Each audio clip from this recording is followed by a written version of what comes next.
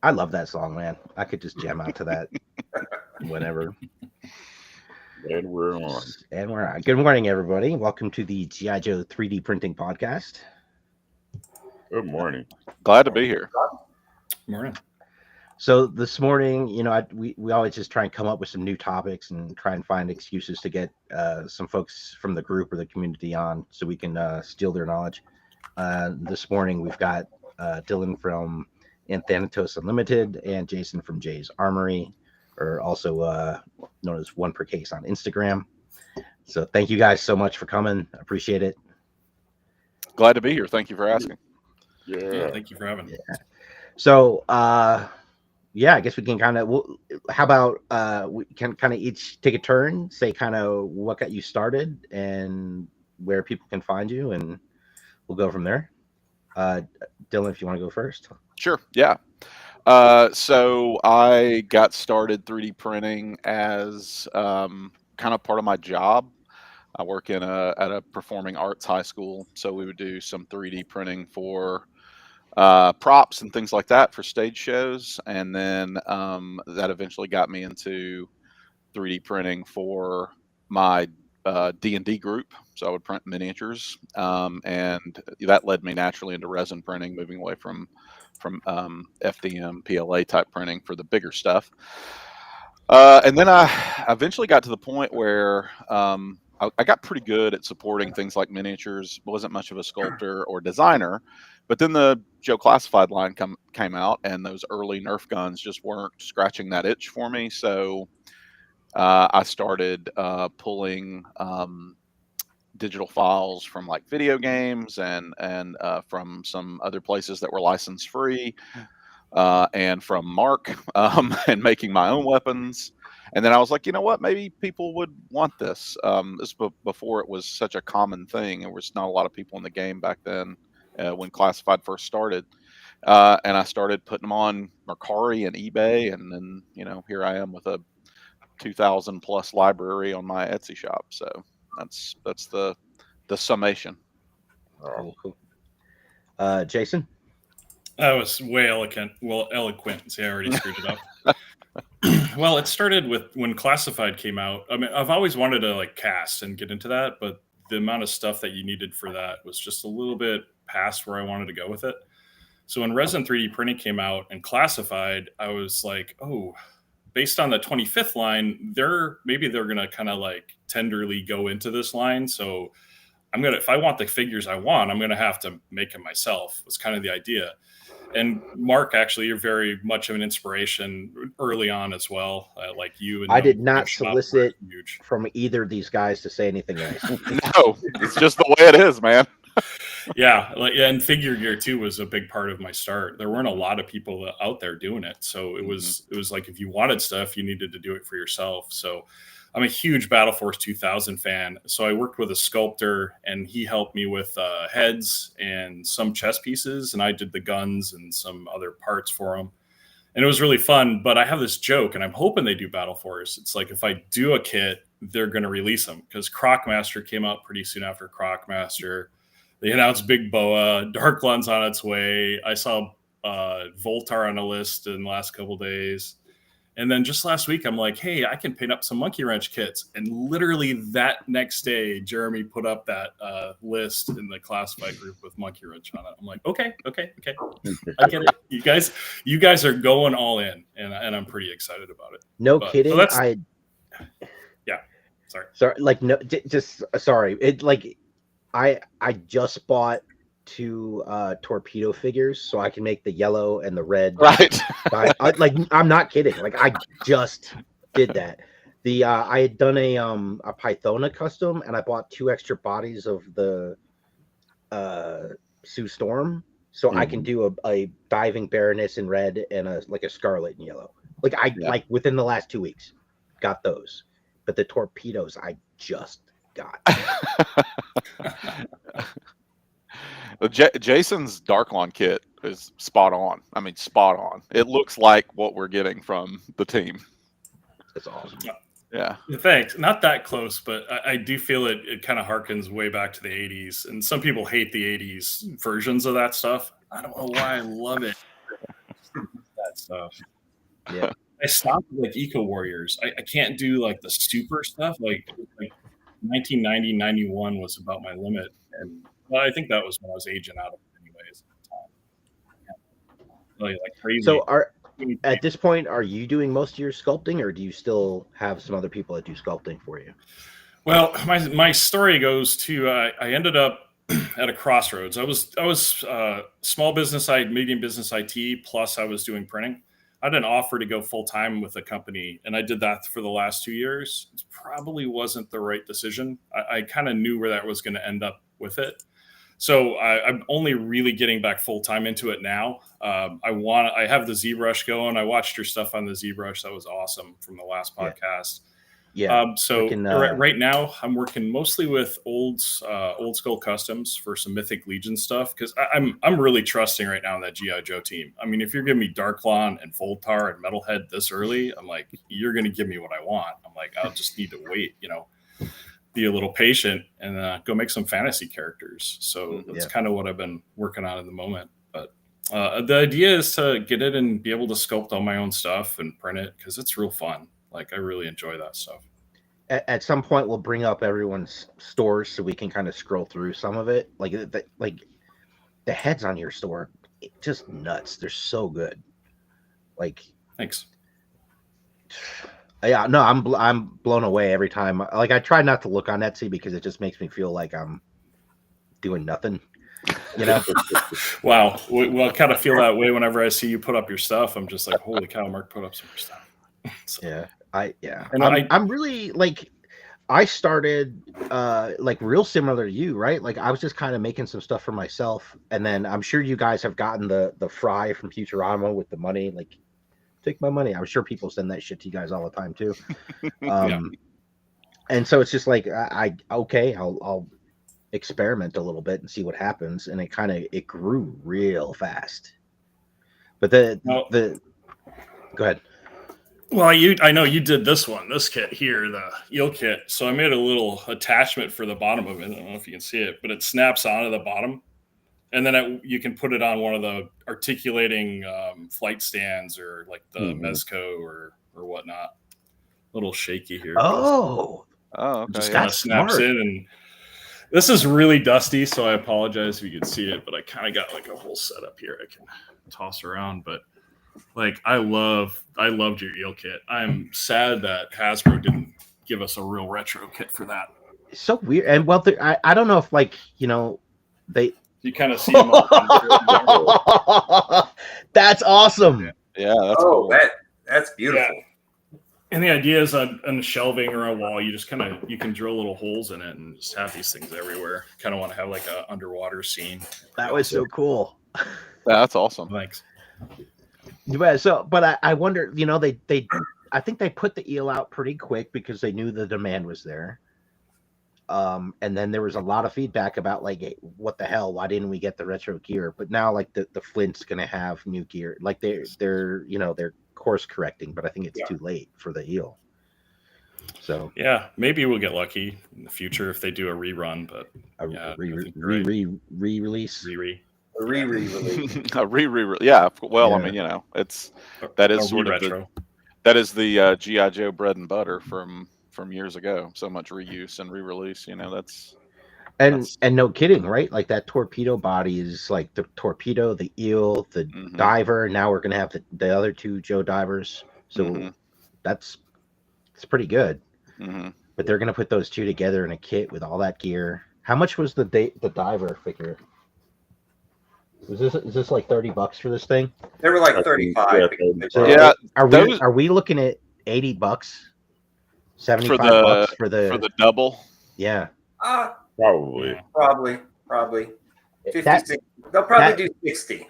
That bugged me a bit because I didn't see the couple of retro figures at first, and it just seemed like there's no basic figures anymore. They're just gonna grab as much money as they can from us. Yeah, well, in that Mass Effect the element, that's worth like that's $35 right there just to buy that, I think. I'm super curious if this is leading us into are we going to get a mass device for a HasLab? Yeah, Maybe. that's a weird way to do a HasLab. And Yeah, Because now it's not a vehicle; it'd be what, like a play set. a play set. Yeah. So Yeah. I mean, there's a lot of things you could do with it. There's a lot of cool things they could do with it. You know, sounds I and don't think it's lights. iconic enough. I think what they're doing is they're just taking the existing figures and they're creating mass device versions to be able to resell them. Mhm. You know, like Snake Eyes with a polar bear. Yeah, You don't really it need sounds to like Snake Eyes, but you know, hey, that polar bear is really cool looking. it sounds like the mass device thing is they're treating it like a sub team. So I think it's gonna all be Target exclusive stuff. Probably so, but I don't see them going all out with a mass device. No, HasLab. I think it would be difficult to get the critical mass you need to get something like that in production. I think that would be tough unless it's modular and does other stuff. Maybe it can be a command center or a weather dominator too. You can who actually knows? teleport your figures across the room. Right, it's an actual working teleportation device. You just have to buy all the other figures to get the elements, or it doesn't work. Yeah, so. Right. right. That's a good point. Next thing you know, you're jumping into a volcano trying to get in.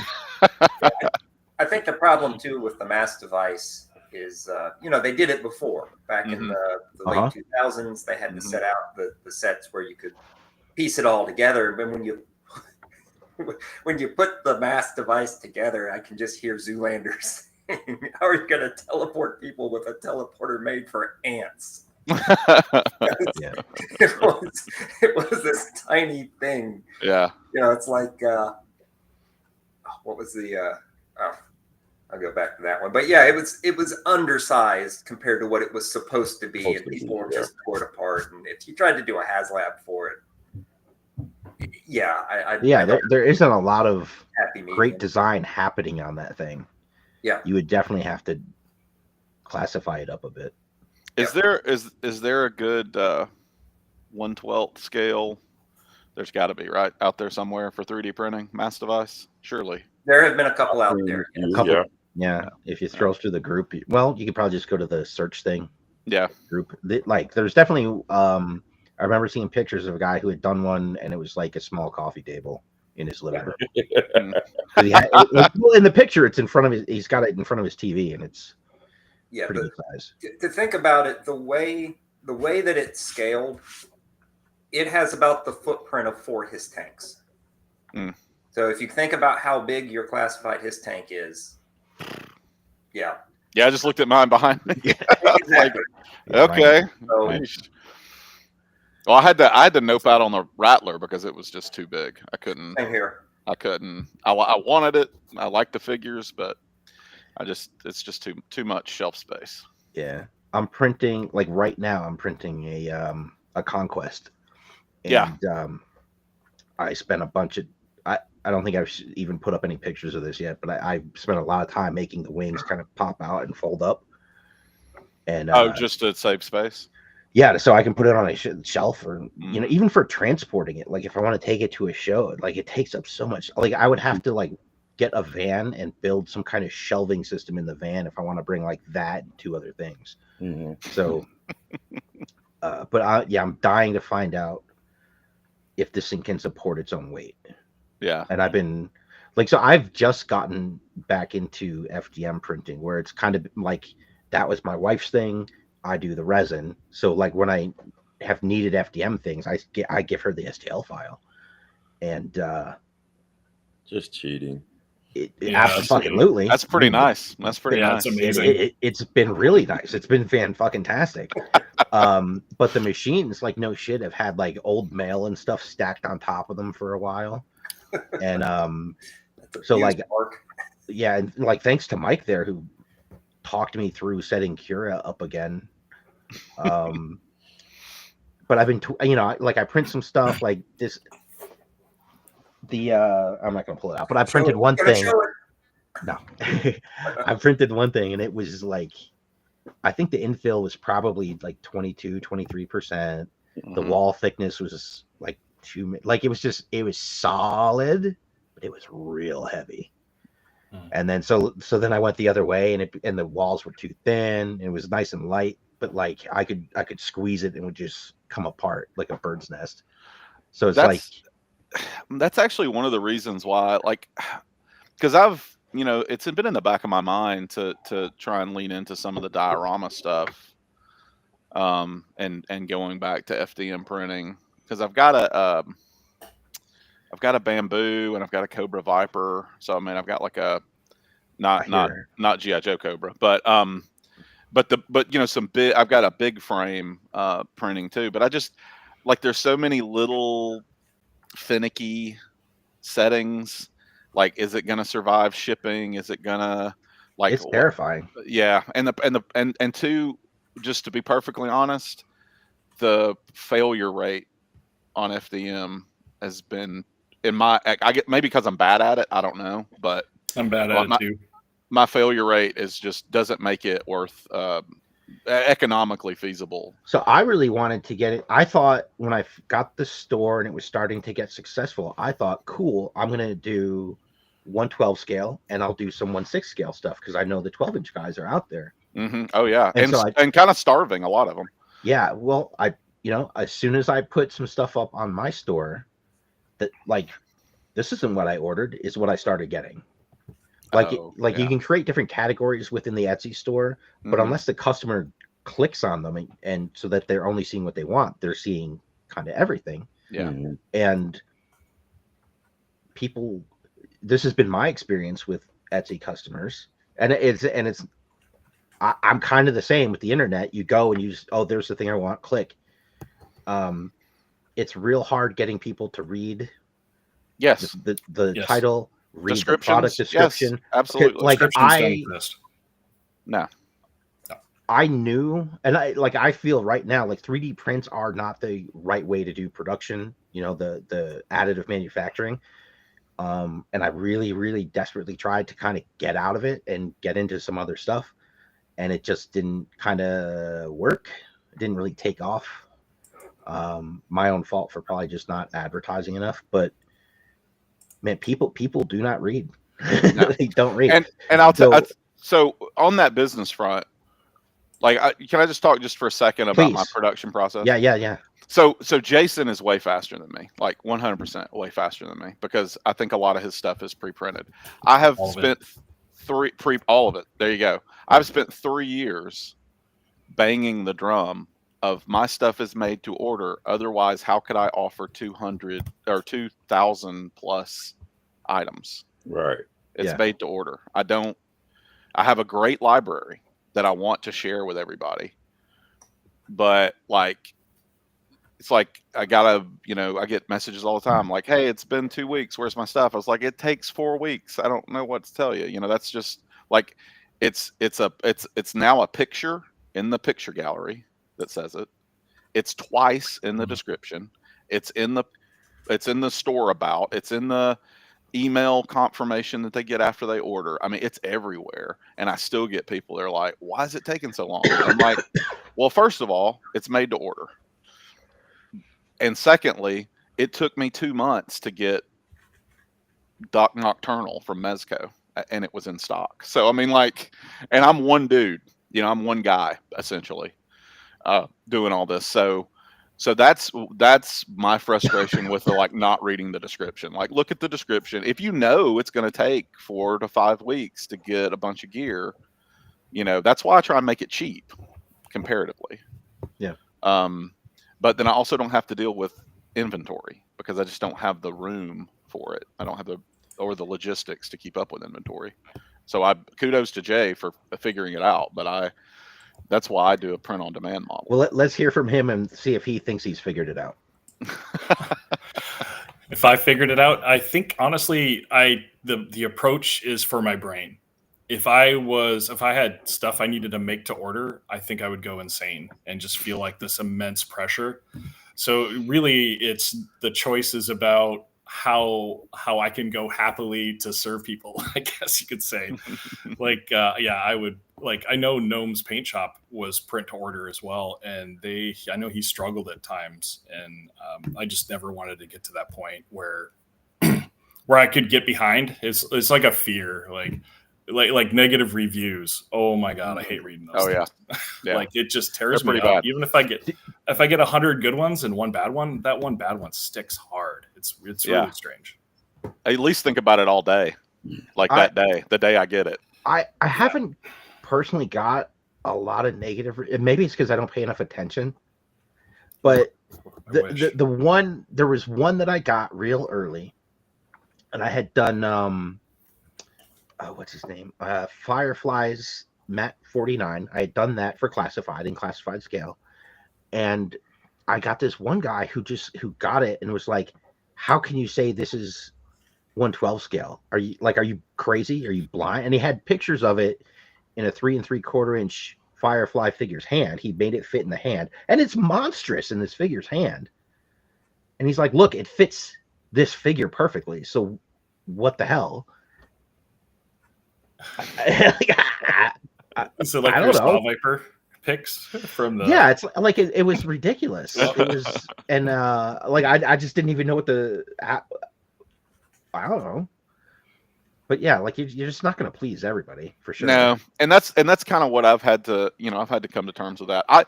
If they message me first before the review, like I will bend over backwards to, but because of the fact that I'm printing on demand, I don't have a lot of inventory overhead, so I can't afford to grease the wheels a little bit. And like if something screwed up, I can give you a refund, or I can send you another one in your next order if you order from me again. And I don't think I've sent a package out in the last 2 years that hasn't had a freebie in it. I just always throw in freebies. So that's kind of how I try and give back a little bit. Because when I was first looking for stuff for myself, it was a lot of it was casted. And that stuff is real cool, but it was also ridiculously expensive. It was like $20 for a gun. Yeah.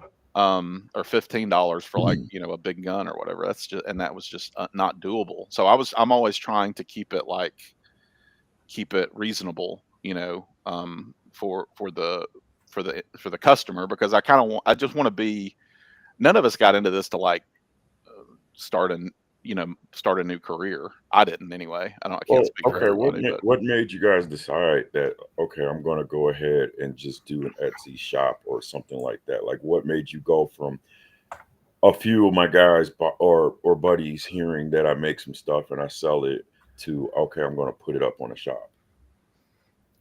I wanted a second printer. Hey, that's a good inspiration. Well, so for me, it was I was posting pics in groups, and people were asking me, can I buy that? Can you make one? I'll pay for it. And I was trying to figure, how am I going to do this? And before I got around to selling anything, I had more requests than I could quickly figure out how to organize. Mm-hmm. And so I was like, and my wife had an Etsy store for a little while, years earlier. I'm like, I'll try Etsy.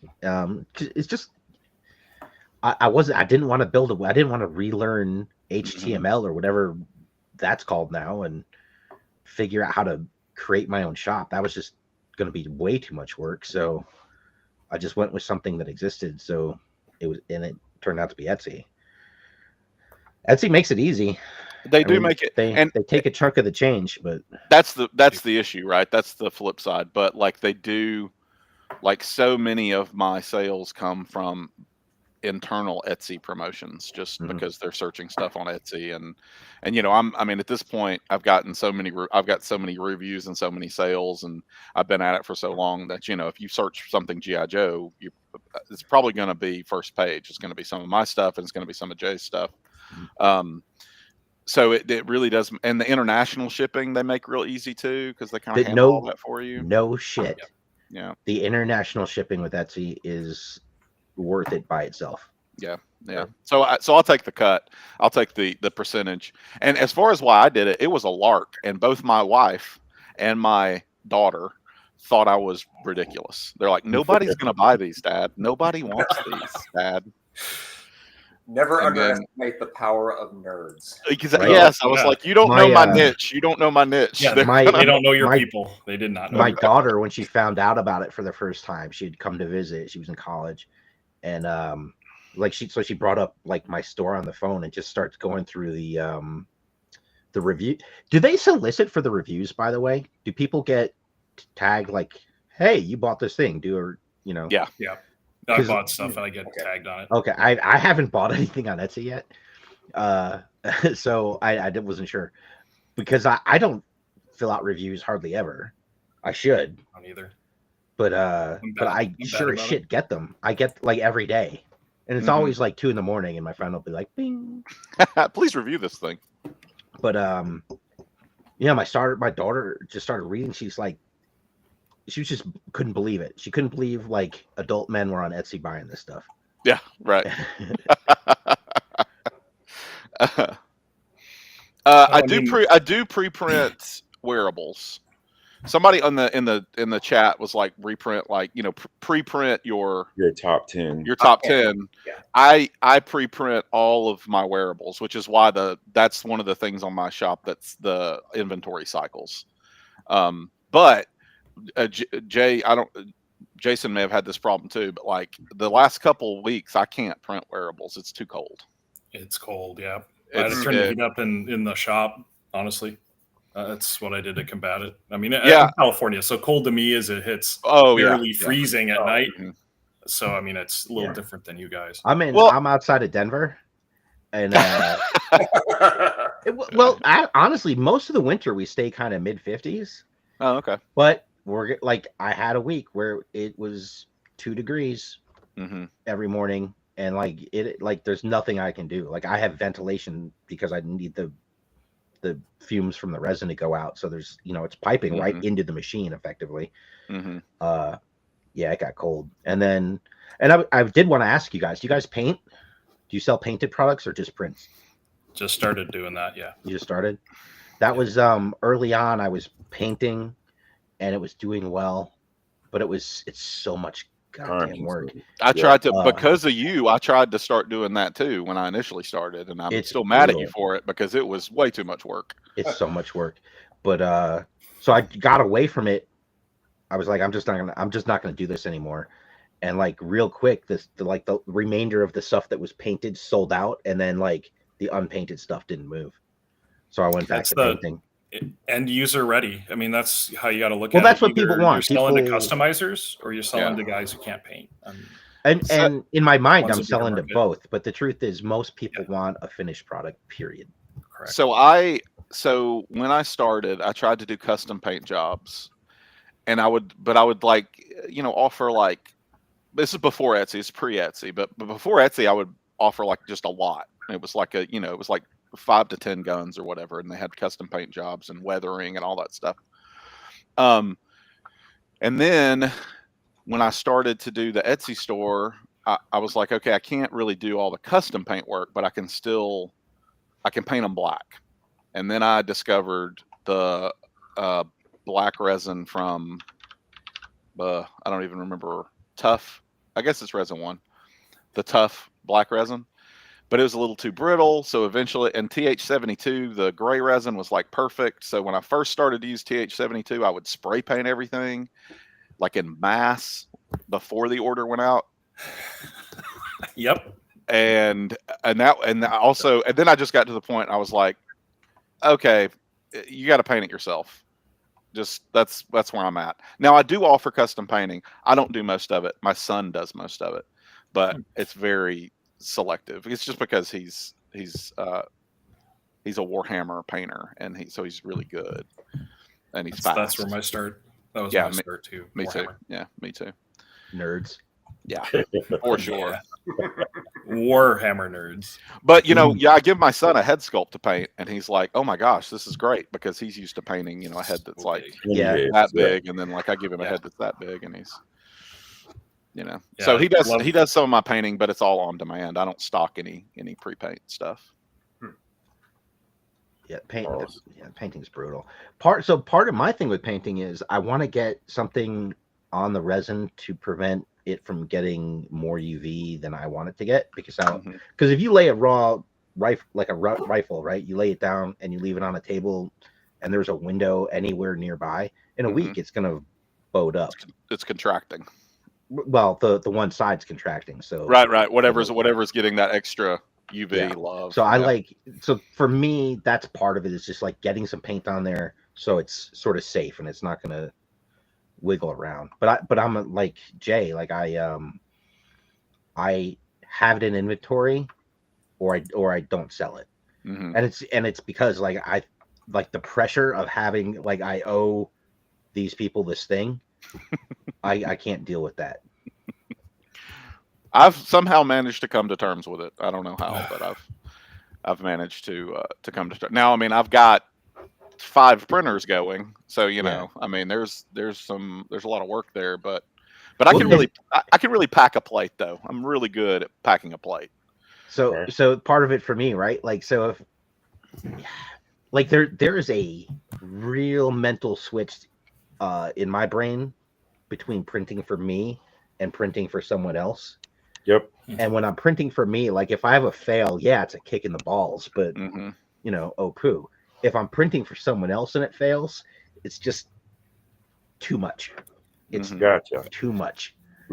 Let's talk about quality, guys. Like, I mean, obviously, if you're selling online, what is that like line of quality for you? Like how do you sort of determine, like, okay, these should go out and these are crap? That's a tough one, because I keep being told, like, my girlfriend tells me that the little tiny things that I see, no one else sees, but I can't unsee them, the lines. So my eyes are really bad. I have 3 pairs of glasses. I have like close, I have computer, I have that. So I try to catch all that stuff. And sometimes if you don't maintain your printers, you get those little layer lines if you don't, keep that stuff greased and nice and lubed. So sometimes those sneak in on me, and it upsets me. So to me, it's like trying to get the best look on each piece that's visually, what the assumed visual front is for it, and to hide any kind of supports or that. Because I mean, I don't clip or sand. If they don't come off easy, I don't do it. I could not do what I do if I had to sit and do each one. Like Figure Gear would sell them with their supports on, and then the end user would clip them. But I could not. If they didn't pull off, I could not do it. So to get back to the question of quality, hopefully it's 100% for me. Like, I want to use the best resins. I want the toughest resins. I want, and if you get a break, and I say this to people, I don't know if they always take it up on me, I'll replace your break. I don't care if it's you or me. I want your project to be complete. I don't care if, I sent you 3 guns because 2 of them broke. That's on me for either how I packed it or the cold. God, I hate the cold. Yeah. Or, the resin. Sometimes the resin prints have flaws in them and they do snap in weird places. But like, to me, it's like I want to be known. I don't want to be known as somebody who sells crappy stuff. And so I don't know. It's the pressure that you kind of put on yourself. Yeah. On that one. Yeah. I have. It's pretty funny. I think I've been kind of lucky, actually, because there are some pretty, like, not great reviews, like 3 and 2-star reviews, but it's almost, a lot of times it's like I had to wait too long, but the product looks good.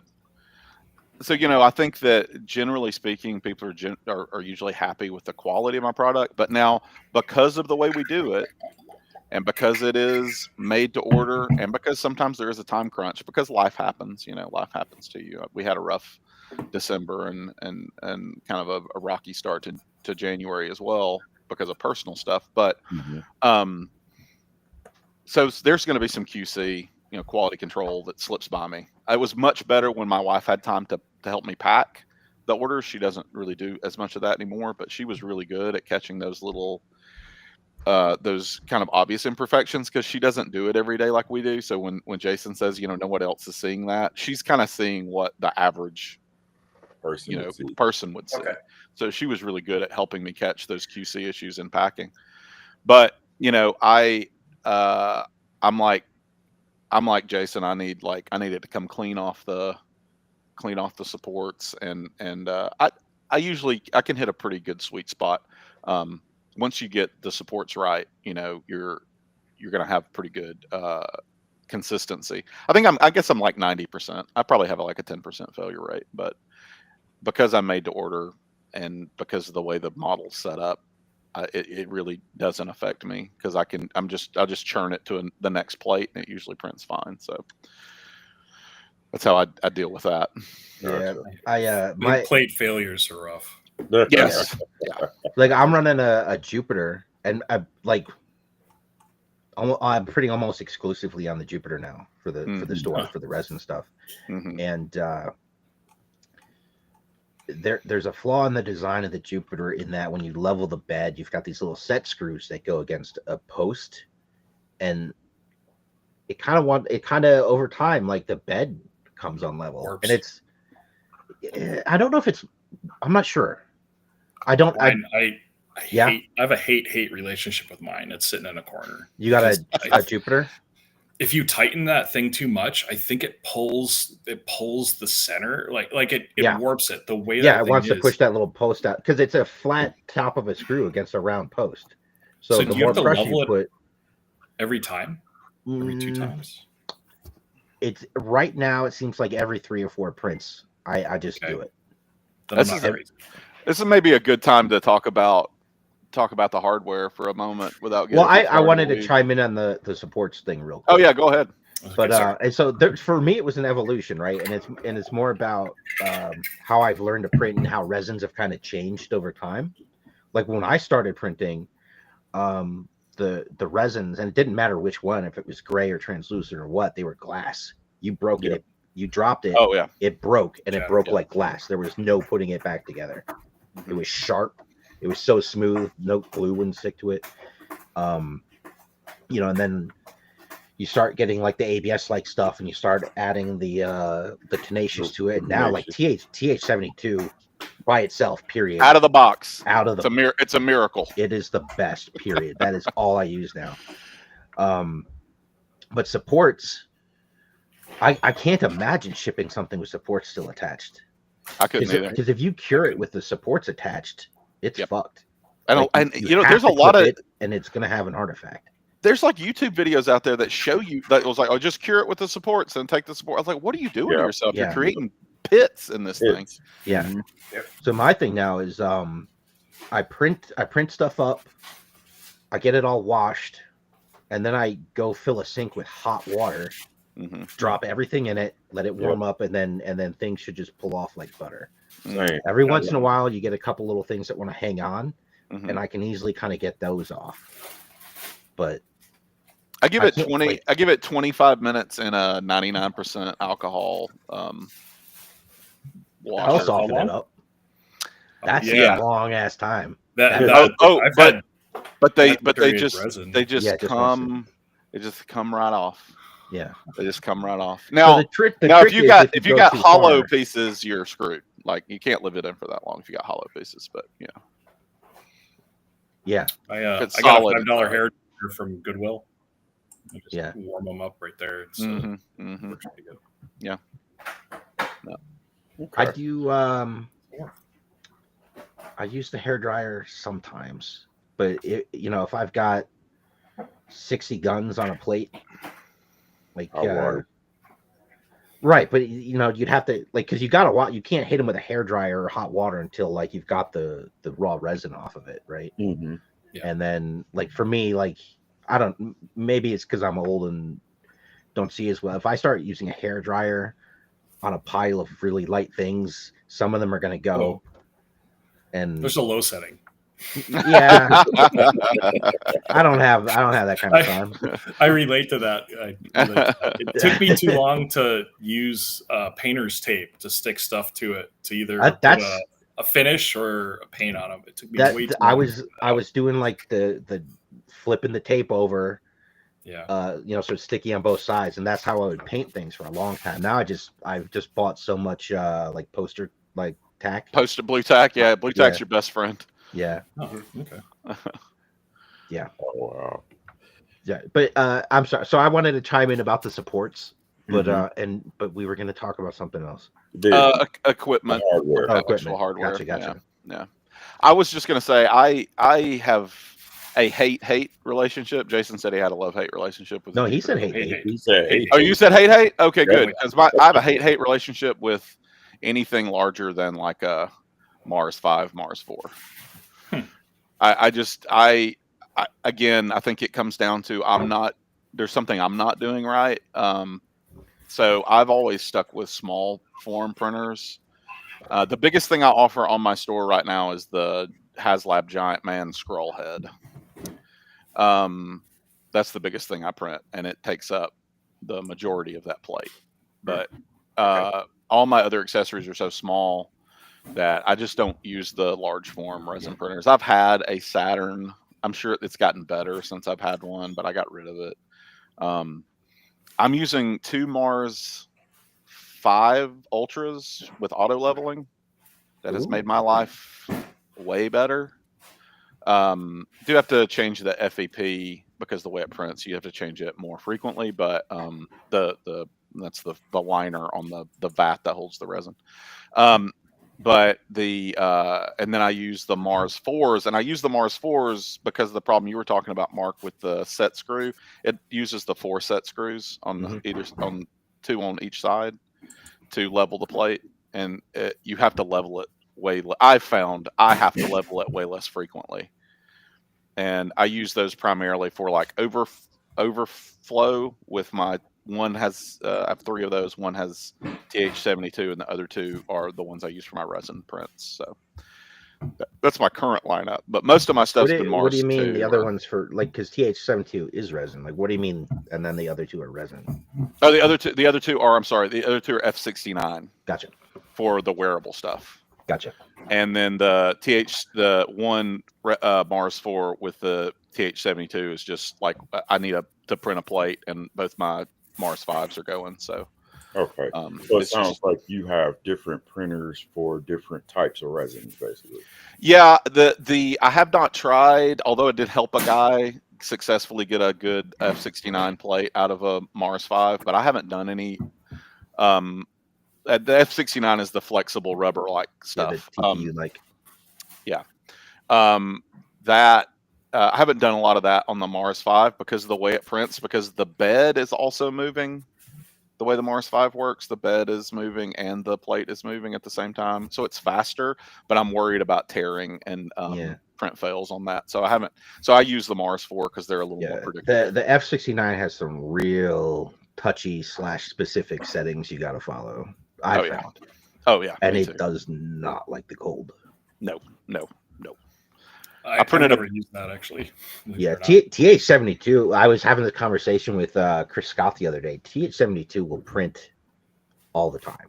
Like, and he's down in Florida. He's like, it doesn't matter how cold it gets, it'll print. It can be 110 degrees outside, or it can be 40 degrees. It'll print every time, no fails.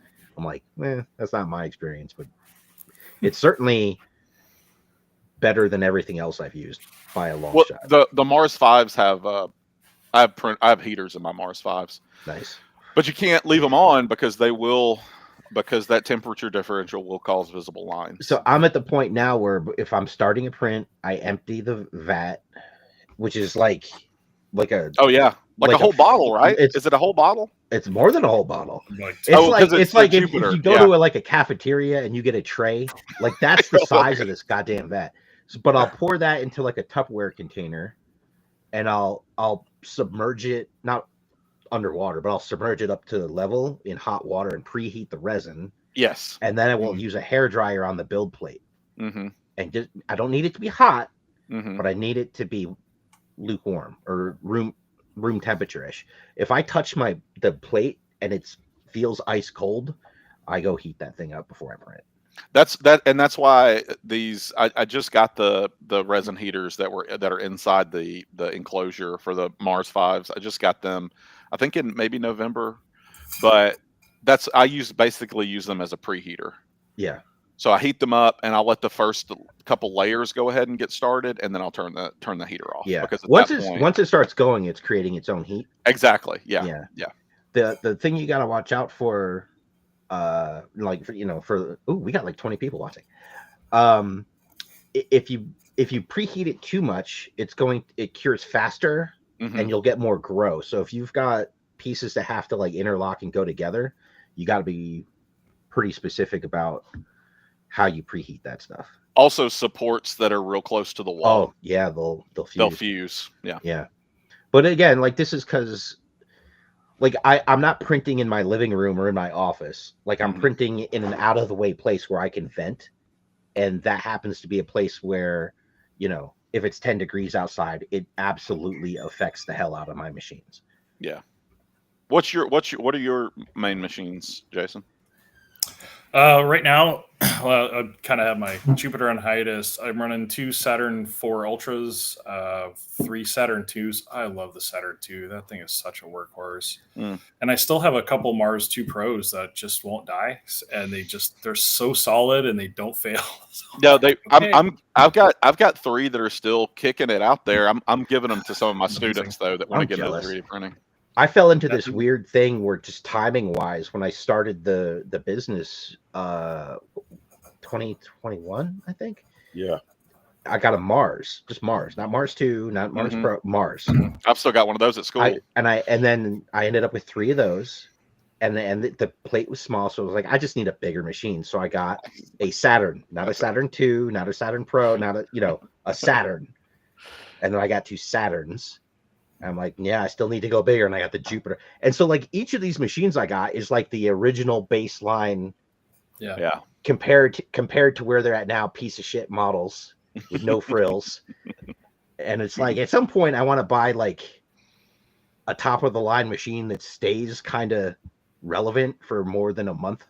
But like all these other ones still work technically. Yeah, if they work, they work. Yeah, if they work, yeah, exactly. That's like I'd love to get a bamboo, but like I've got 3 CR10s that are running right now. Like why would I do that?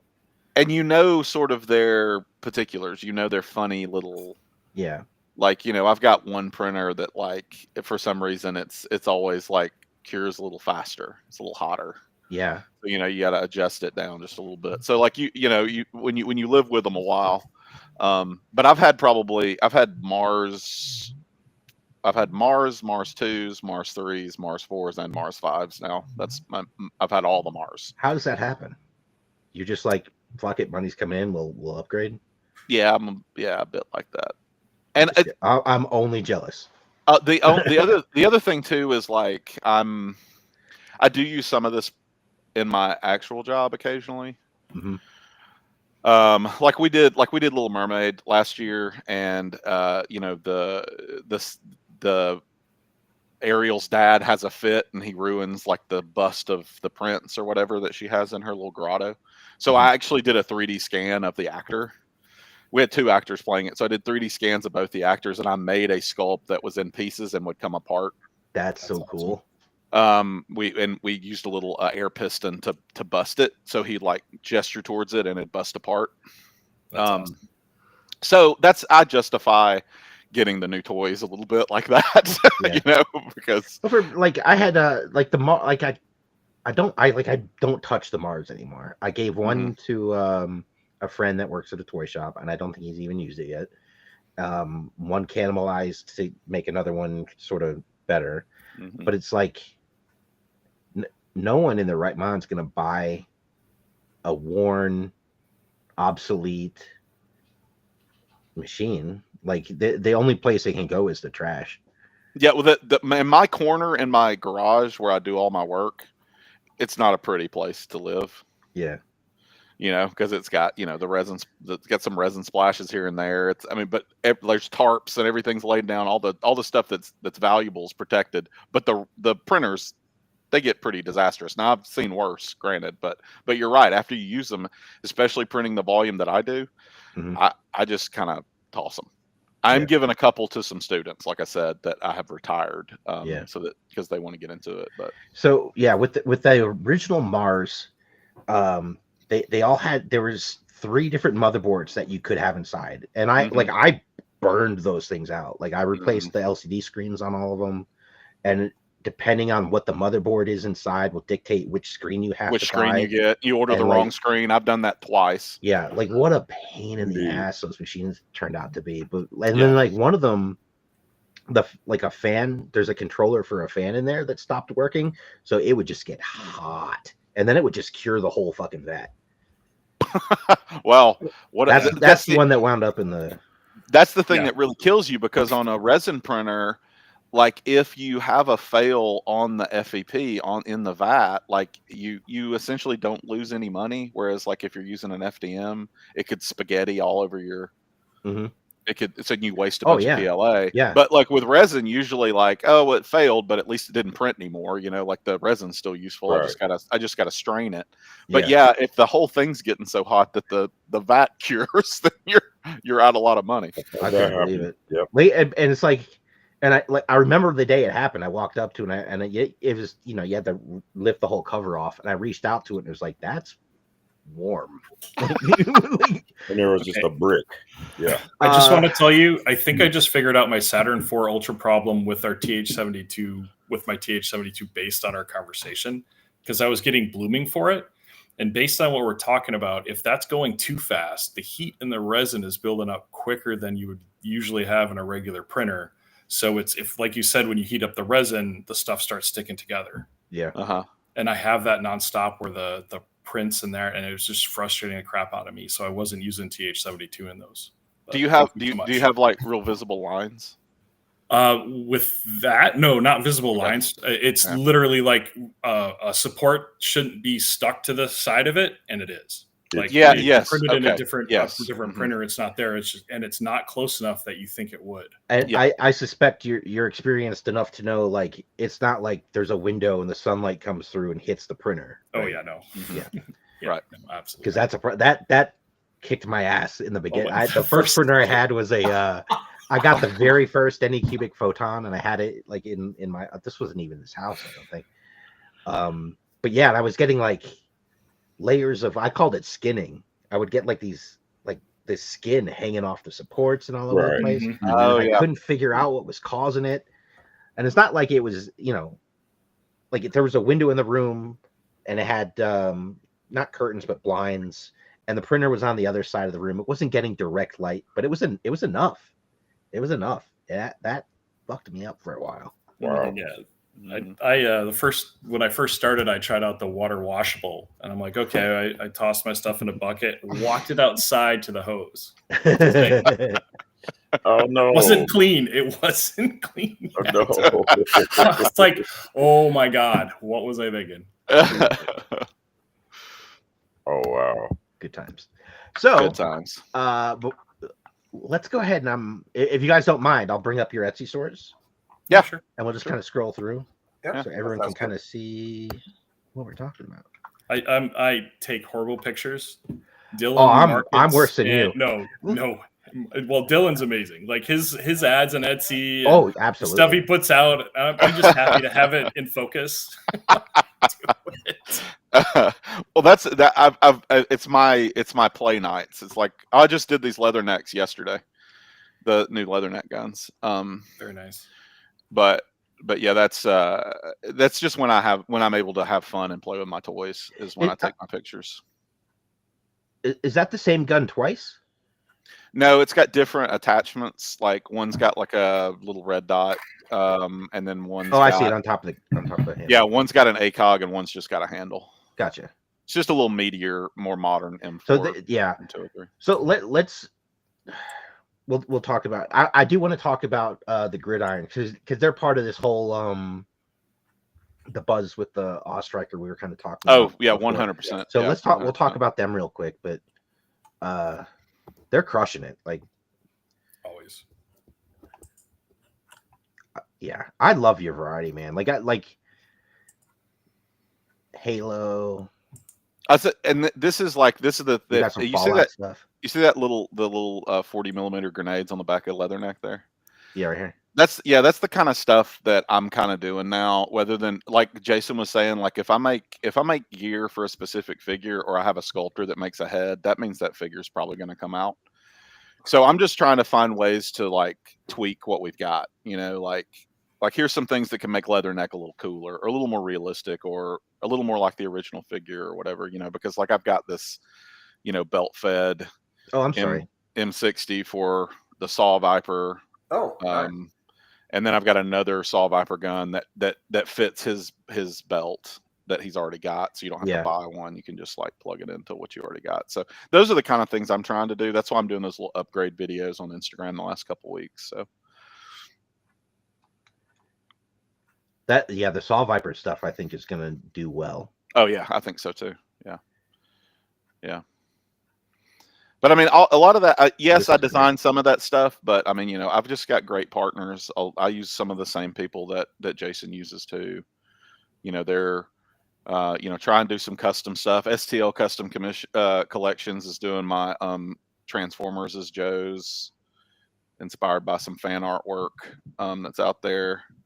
I got Megatron coming next month. This is one of the things I designed, built a cannon, an arm cannon for the figure.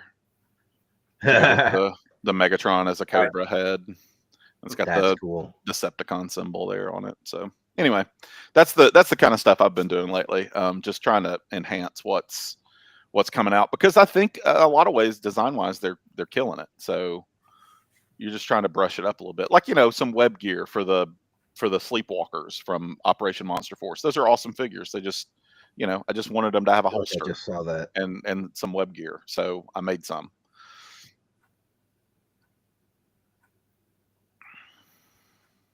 Yeah, gorgeous, man. Yeah, I'm like every bit that you do, I find it's like you got to learn to do it well. Mm-hmm. So if you're 3D designing, that's a whole damn language to learn, right? Like it's a lot. Printing is a whole skill to learn. Mm-hmm. Photography is a whole other thing to learn. Running the store is a whole thing to learn. Painting. It's just painting. Like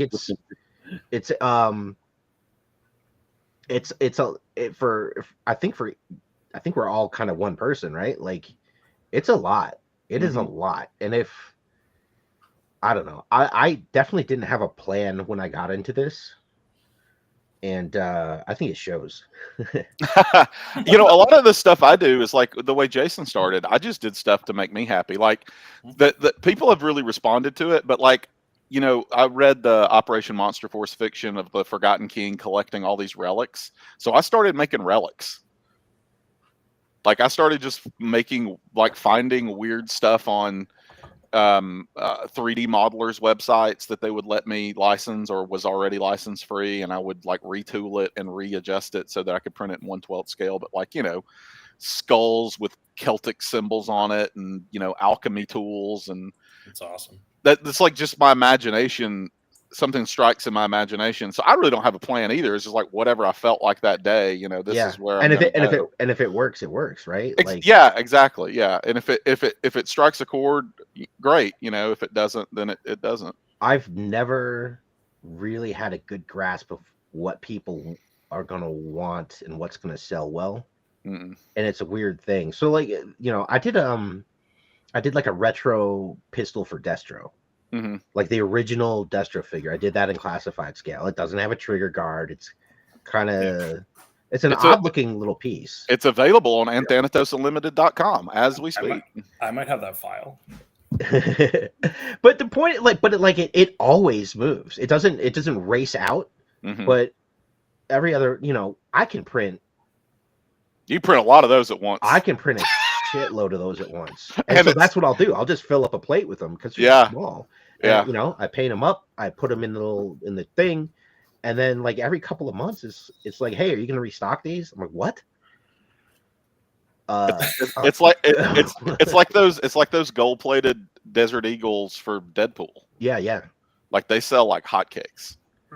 Oh yeah, I had done Peacemaker's gun for yeah, and holy crap, people. Also available on AnthanatosUnlimited.com, because a lot of Mark was kind enough many years ago to sell me a bunch of licenses to some. And I still, well, actually I don't sell that one anymore, but that was one that drove me nuts because I made it for the McFarlane figure. That what are they, 10-inch or 7-inch? Whatever the hell those are. It's not the same scale as. No, it's not. It's 1/10 ish. Yeah. So again, I had it in a separate category, kind of by itself on my store, and people would buy it and be like, "This is way too damn big for my G.I. Joe." It's like it's not made for them. It's made for the figure that should have come with it. That is the other nice thing about doing on-demand stuff too, is I can make those little modifications as needed. Yeah. As long as they communicate to you what they want. Yes. Which is another problem. But I do have some drop downs, like 1/12 scale or or 1/10 scale. So see, I think these pictures are great. I know his pictures are so clean. I actually am jealous of his pictures because his pictures look like product pictures. My pictures look like some kid playing in their, Yeah, and that's what I want, is some kid playing. The grass is always greener, Jason. I've been sizing. I don't know if you guys have seen the Mythic Legion skeletons, the ones they just put out, a full skeleton. I've been sizing a bunch of military gear for it and have a bunch of drafts. It looks amazing, and those pictures are really good. So I'm hoping to get those launched today. Hopefully, you'll see them. I got a new background, a red background, but I don't know. It's going to be pretty fun seeing it. It reminds me of just like you'd have like a squad of Vietnam soldiers, but they're just like all skeletons walking there. It's kind of awesome. That was my initial concept of my logo. That was dope. Oh, okay. Was like a Vietnam skeleton that had strapped on a bunch of hardware. So, okay, I have a question. Just, the catalog is crazy. How do you guys know, or how do you merit this being a successful venture? I throw everything at the wall and see what sticks. You never know. Some things I probably have never sold. Me too. And then I've sold in the last month. When I first used the M70 resin was years ago. So the stuff that's printed in that, I know when I did it before I started mixing it with TH72. So, sometimes you just don't know. Like you're like, this is so hot, this is amazing, and then you hear crickets. Also, like I know for a fact that I've got like anime character head sculpts in my library that I have licensed to sell, and I've never printed them because I really don't have a connection to them. And then also, I'm not like a figure arts collector, so I don't have a lot of the bodies that Dragon Ball Z or Naruto community are going to be using. Mm-hmm. So like that stuff I don't print. I look at what my, because I have a lot of Patreon partners. I look at what my Patreons come out with, and I kind of pick and choose. Like this might work. I can rework that to make it work. And then because I print everything. I test its size. Yes. I rescale it. Because like Don Man Art, like Esteban, Mark, Esteban. You guys have all met Esteban. Joe Fest. Yeah. So he's a great guy. He is super, super kind. He's a genuinely good human being. And he is a monster. He's a beast. He throws out so much product a month. I can't print all of his stuff. It's impossible. But he's gotten way better, but he used to be like 3% off. 3 or 4% off. He'd be a little bit too big for my eye. So I would adjust every item, and I still do that with some of my partners, like Ghost Forge Studios, 3D Dios. It's the same people, but their 1/12 scale stuff I think is just a little too big, which is also my only real complaint with Gridiron too, is they're a little big, but they want to hit that sweet spot for 1/12 and 1/10. Well, I think Gridiron too. I always assumed they were designing on the big side for strength. They might be, because I'm still kind of, I don't really know. Their printing process is still kind of a mystery to me. There are so many cool, unique heads on Jason's store. I just gotta say, yes, they are like Gridiron's not one dude. Yeah, right. Gridiron's a real business. It's like So okay. And so that makes me feel better. It's not just two guys, right? No, I think no. I remember Gridiron is the dad and 2 or 3 sons, and the sons are doing the cranking out. One son primarily does. And this is older knowledge, but one son's definitely like the design guy. Mm-hmm. Yeah. And the dad kind of runs the business. But what I would say is, like, I came into this with no plan. I came into this with like, I'll figure it out. I don't know. Mm-hmm. They 100% had a plan when they started. Yeah. They had a great plan when they started, and they've been able, and it's serviced them very well. I freaking love their drones. Their drones are like, I've wanted to do drones, but I don't. The pack ready looking. Yes, Yeah. all their drone, the Walker drone that looks like it gives me a Metal Gear Solid vibes. Yeah. It's just, I The love that imagination. It's stuff. amazing. Yeah, Yeah. it's really good. I loved the when they did the little modular fort thing. Basically, it was it was like a crate, and then the crate would open up into walls, and it had gun mounts, and it had all kinds of configurations and stackable with a ladder. That was an amazing idea, and you can tell Hasbro took that idea directly with this. The Outpost Trench- Alley Viper, Trench Viper. Trench Viper, yeah, Trench Viper. They just kind of combined it to make it look a little bit like a cross between the surveillance port and the bunker. Yeah. Some of the features, but hands down, the modular concept of that came from Gridiron. Yeah. All right, so the Ostriker, like within the last week, we got 3 different DPV looking things announced. Like, so I saw one of the many posts this morning, and people were talking about them, and like one of the main complaints I saw was like the Gridiron one, like the price is ridiculous. If I were to make that thing, paint it, print it, process it, $400, assemble it, Yeah. and I'd be willing to do that like twice. right? two lucky customers. Yeah, like oh my fuck, that is so much work. It is not coming out of a factory in China. Like, they are Americans in California. Yep. Doing every single step of that entire process. It's going to be expensive. Period. Okay. I'm going to piggyback off of what you're saying. And so, like, how do we get to pricing? And this is a big concern I have, because there's talk now Hasbro's going to get out of making toys and just going to be an IP manager, right?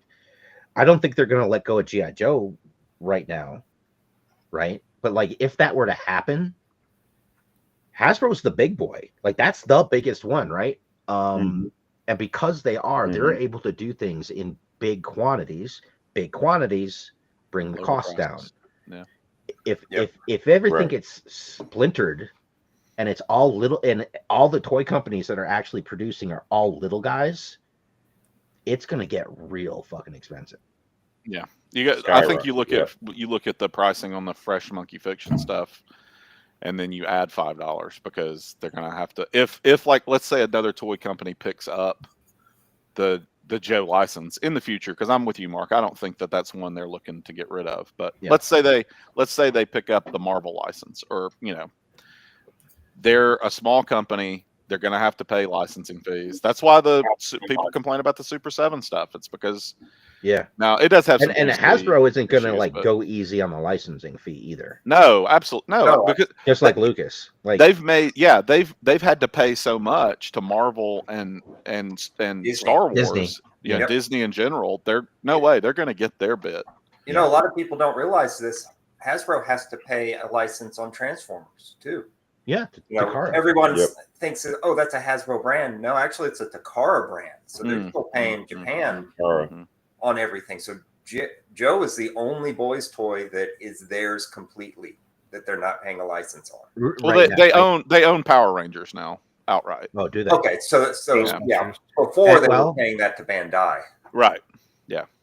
So that's a good point. But my understanding is Power Rangers is like completely dead. There's nothing. It is. It's a done line. For Hasbro, I think they're launching it with a different company. I don't remember who it was. Maybe Jada. I think there was a Power Rangers announcement recently. Okay. For licensing though, not for Hasbro. Right. That's scary though. Like Power Rangers going away. Like, are they in 30 years? Are the Power Rangers fans gonna get all nostalgic and get a bunch of toys launched again? Oh, probably. I mean, that's definitely the cycle. I think that if Hasbro steps out of the game, in the manufacturing game, I think that there will be some interesting moves in the small toy company world. that is already kind of blowing up right now. Yeah.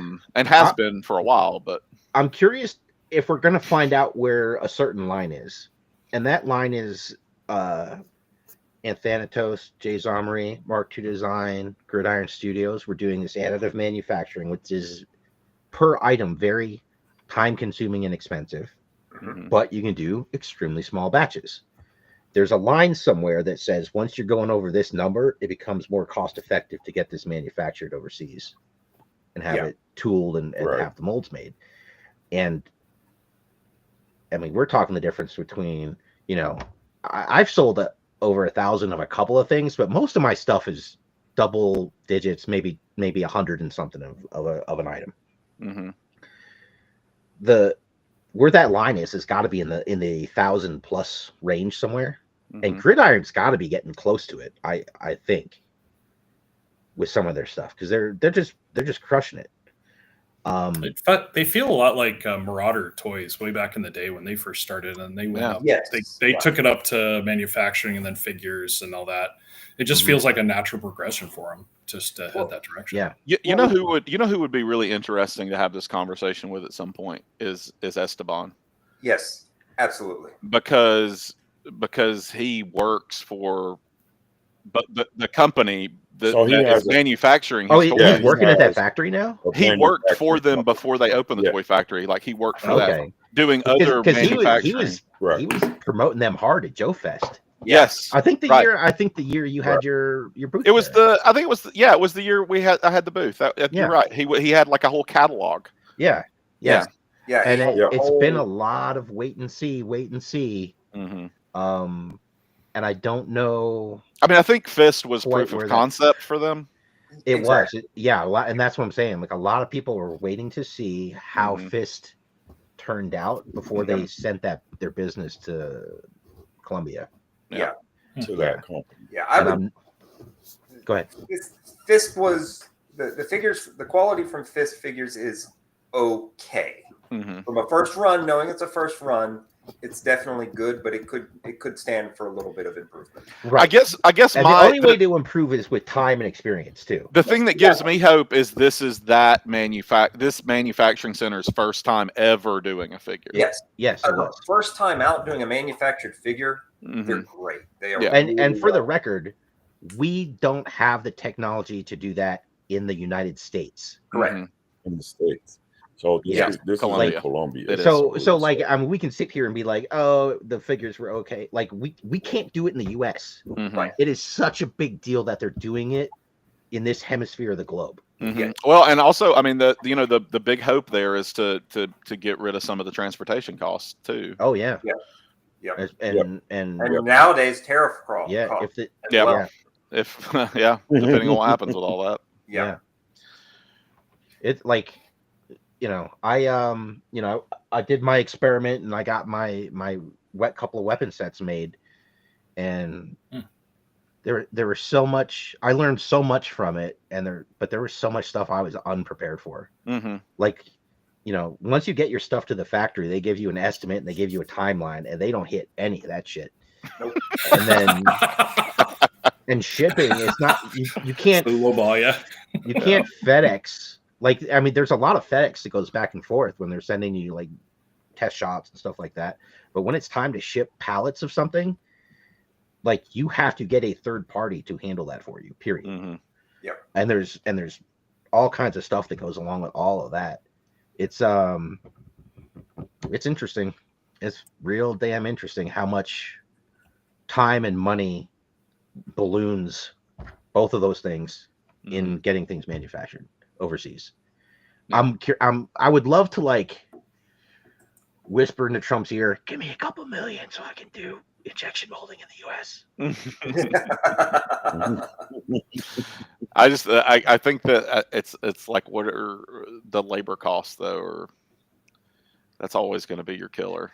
Labor's still cheap in Colombia, but sure, but the shipping costs from China are so big.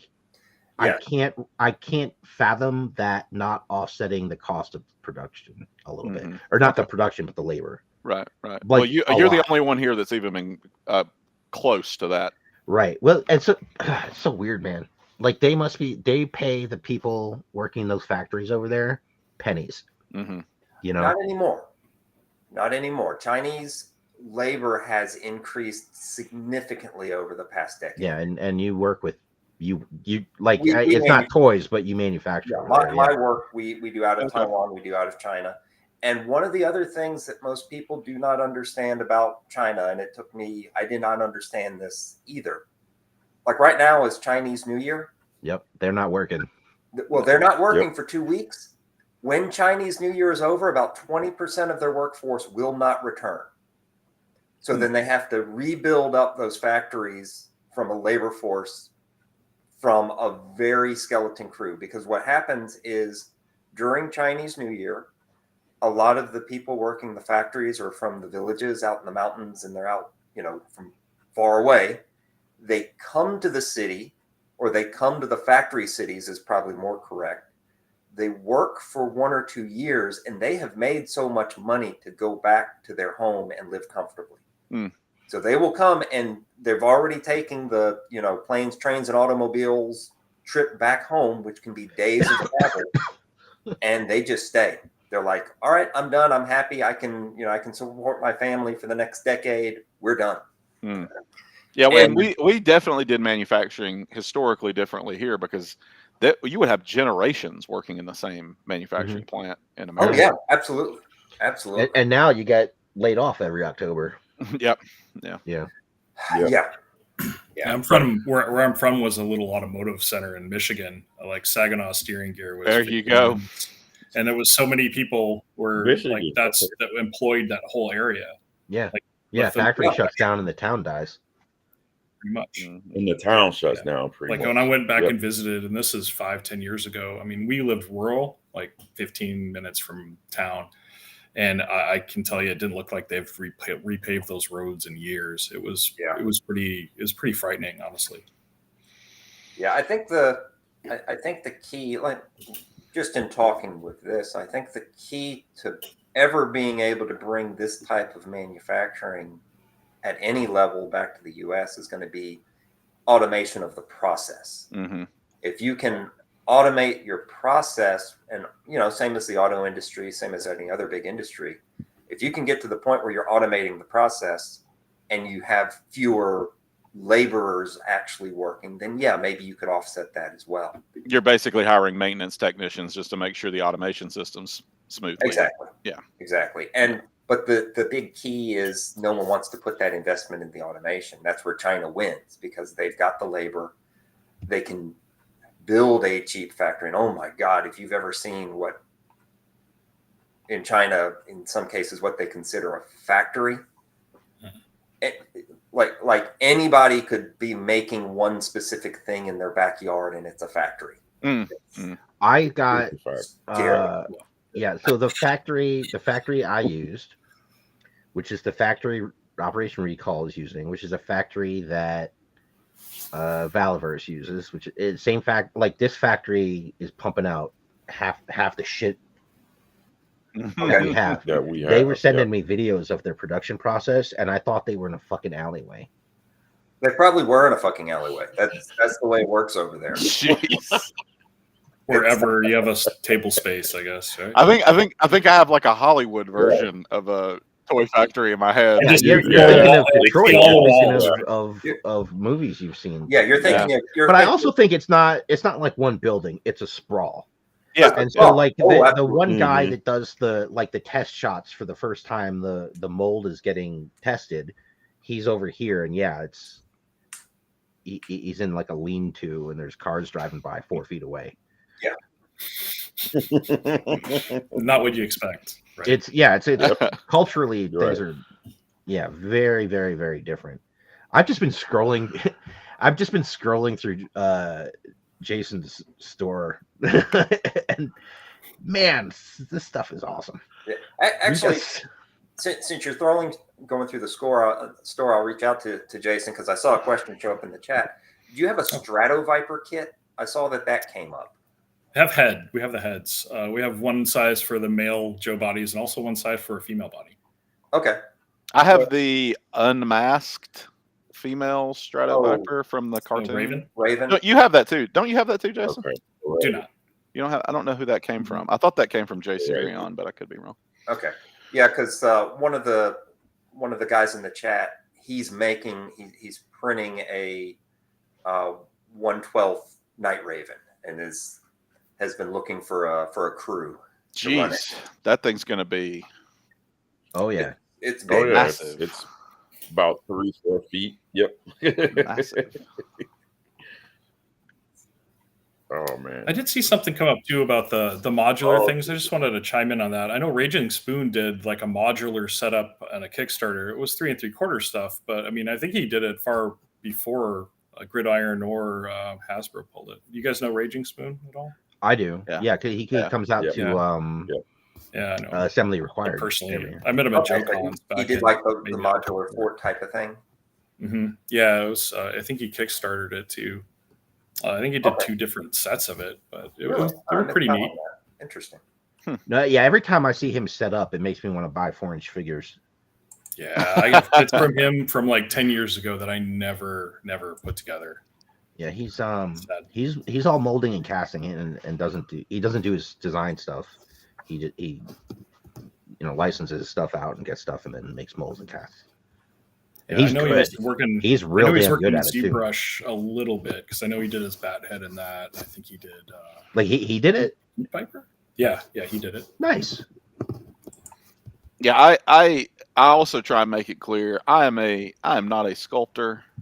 I am a designer. I put things together like Legos more than I build things from scratch. So I 100% props to people like all you guys on here that aren't me, that do a lot of building from scratch. That's pretty amazing.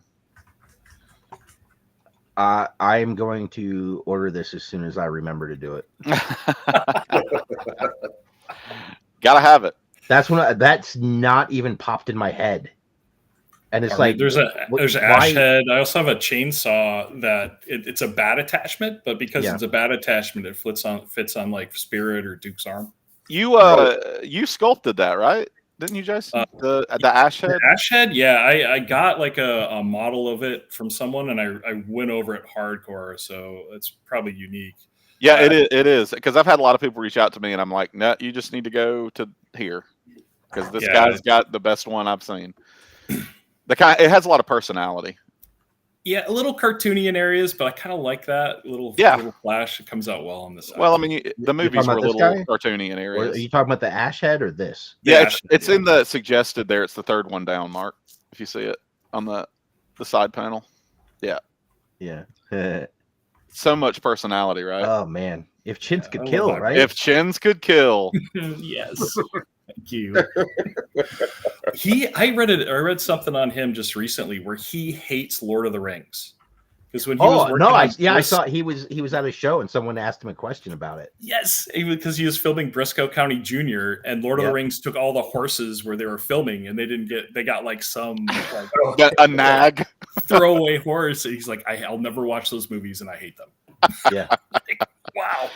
I teach the main thing I've been teaching for the last 8 years has been filmmaking. I also teach podcasting. But his If Chins Could Kill autobiography was a huge influence for me when I was just out of high school, because they made the first Evil Dead with nothing. Yeah. Backwoods, Michigan. Yep, really inspirational story. So I have a fond place in my heart for Bruce Campbell. Plus, I loved Briscoe County Jr. when I was a kid. So. I hate that show didn't catch. I know. Yeah. Oh my god, I love that show so much. It had good. So much going for it. Yeah, it had a lot of those like Whedon vibes that didn't come to like years and years later. Yeah. I want to say it might have been Dan Larson. Somebody did a like a little web episode about it, and it was really good. It might have been Dan. I think it was. I think I remember seeing that. I haven't watched it, but I think I remember seeing it come across my social media. Yeah, it was good. It was I really like the stuff he and Greg do. Like everything's just like very well thought out. Yeah. Very professional. He's good at what he does. Yeah. And yeah, he they're doing well for a reason, for sure. Oh yeah, and like so I've approached him several times about ads. He doesn't even have space. Yeah, I when I had my weapon sets coming out, I talked to him. He was like, dude, I don't have. When I talked to him at Joe Fest, before. when I talked to him at Joe Fest, like 2024 was gone. Like no 2024 and half of 2025 already filled up. So good for him though. You know, he's doing good work. But and he's nice. Like I'm sure he follows you guys and will hits like and share stuff, right? Oh yeah, yeah, and Robo's really been nice to me as well. Robo's great. Yeah. So I didn't know who Robo was. I remember there was a day early on where I was packing up orders, and I just wanted to get done so I could get it to the post office and like relax. And it was like every time I would pack something, 2 orders would come in. I'm like, that's fucking weird. And I do those, and now I've got 4 more to do. And like it happened, and it was like for an hour. And it's because you were on Robo. It was because Robo had got some stuff and did he did play like day. those Friday play days. Yeah. So like it's like I can't complain. But god damn it, I just want to be done for today. Yeah. He's a big suicide. He's a big Secret Six. So he likes the Secret Six comic book series from DC. Mm-hmm. And Deadshot was one of those members. So and I had a Deadshot head that I had commissioned from JsArmory in 3D, and it had kind of languished a little bit. But then I, like on a whim, I was like, I'm just gonna make some cool armor for him. I had some wrist guns. I'm like, I'm gonna make some armor. I'm gonna make up some shoulder pads, and I sent that kit to Robo, and man, it has been an evergreen item in my store ever since then. So nice. These guys have a lot of influence in the community. And I like it's like if they didn't like it, they just wouldn't. It just wouldn't be there. It just wouldn't be. They just wouldn't show it. Exactly. So it's a nice, honest way of promoting some little guys like us. So, yeah. Cool. Do we got a couple people watching? Does anybody have some specific questions in the they want to put in the chat that we can try and address? That'd be great. While you're doing that, I want to show you so this is another one of those like little things. Nice. I'm trying to upgrade, the Baroness. I'm going to do a run of the Vector that she uses in the Skybound comics, and a Flex Resin Star that you can put on. Okay. Yeah. You can put on the. This is just the movie Scarlet. So you can make a Skybound Baroness. That works good. Yeah. Yeah. And it's easy too, because you only really need 2 parts. You probably got Baroness parts laying around. This figure body's like, $5 or whatever on clearance everywhere. Yeah. So you trip over those things. Yep. Cool. That's pretty sweet. Yeah, I understand automation bringing the price down, but I like the idea of people having jobs. Mm-hmm. Like I don't. That's a weird one. Yeah, that's a real weird one. Well, my dad worked at a protein processing plant that they would like take. It was gross. They used to call it Guts R Us, but they would make feed out of it, right? It was all like the leftover parts from chicken factories and all this stuff. And most of that was automated, but he had a whole crew. He was in charge of maintenance for the whole facility, and he had a whole crew that would do the maintenance. It's not the numbers, but that was a job that a bunch of guys retired from, including him, which is kind of rare these days to have a job that you can reliably retire from and keep for 30 years. So I don't know what the answer there is, but I agree with you, Mark. You do want people to have good, reliable, long-term jobs. And I think it's. I don't like the term livable wage because it just sounds like a buzz term. But like, minimum wage sucks. Like minimum anything is pretty terrible. Yeah, like. Minimum wage. But it's I mean, like if I had one damn employee that worked for minimum wage. 40 hours a week, I couldn't afford it. Period. Yeah. Maybe one day, but not right now. Yeah, for sure. So interesting question was just raised in the chat. Do you think we could get back to labor jobs, or are we just lazy, get rich fast type of society? I think we could get back to labor jobs. I don't know if you can really blame that on society either. Yeah. I think you blame that on the businesses. Exactly. That's where I was going. Their customers aren't the customers; their shareholders are. Yeah. That's the business mentality right now, and I don't know that it's just us. I think that's kind of worldwide. Yeah, and the big problem is that it comes down to the labor cost. Especially cost of labor in America. A company would not. Well, here's the biggest problem. You could build everything in America if you wanted to. You could. There's absolutely no reason that Apple is not building the cell phone, the iPhone in America, but the consumers are not going to want to pay $1,800 for it. And that's the price you would have to pay for the end product if the labor was done in America, because it's become the mindset of how low cost it is because we're getting it from China, you're getting it from overseas. That's actually where the tariffs will help, because the tariffs will raise the price of incoming goods to match the expectation of what it would take to build it in America. And at some point, the companies will reach the point where it's like, we could sell it for less and make our customers buy more if we built it locally rather than overseas and shipping. All the same points that we were just discussing. Yep. The problem is tariffs are a scary thing because you're going to have very high increases short term. But and the the scary thing about that, democracies, and I'm a pro-democracy guy, but democracies are bad at long-term anything. True. Because you get tired of it and you get somebody else in. You want to change. Yeah. You can't win long-term wars. That's. I mean, I have a history degree. I used to teach history. That's something that you learn is democracies aren't good at long-term anything. Yeah. Right. So the time that it takes for tariffs to shift manufacturing, I don't know that we have the wherewithal. Yeah. I don't. That's a very good point. Yeah. It's a lot of stuff that's going to shock the system just moving forward. Well, just as someone that served in the military, like, we've gone to a lot of countries overseas with good intent, and like you can go back and forth about like what the government's intent was, or whoever was in charge at the time's intent was, and how they plan to get rich off of it. But I can speak from experience that there's places we go that are fucking awful, and that we provide stability while we're there. Yep. But then we just leave. And that breaks my goddamn heart. Yeah, for sure. So this comment that just popped up about small company, I think that maybe that's something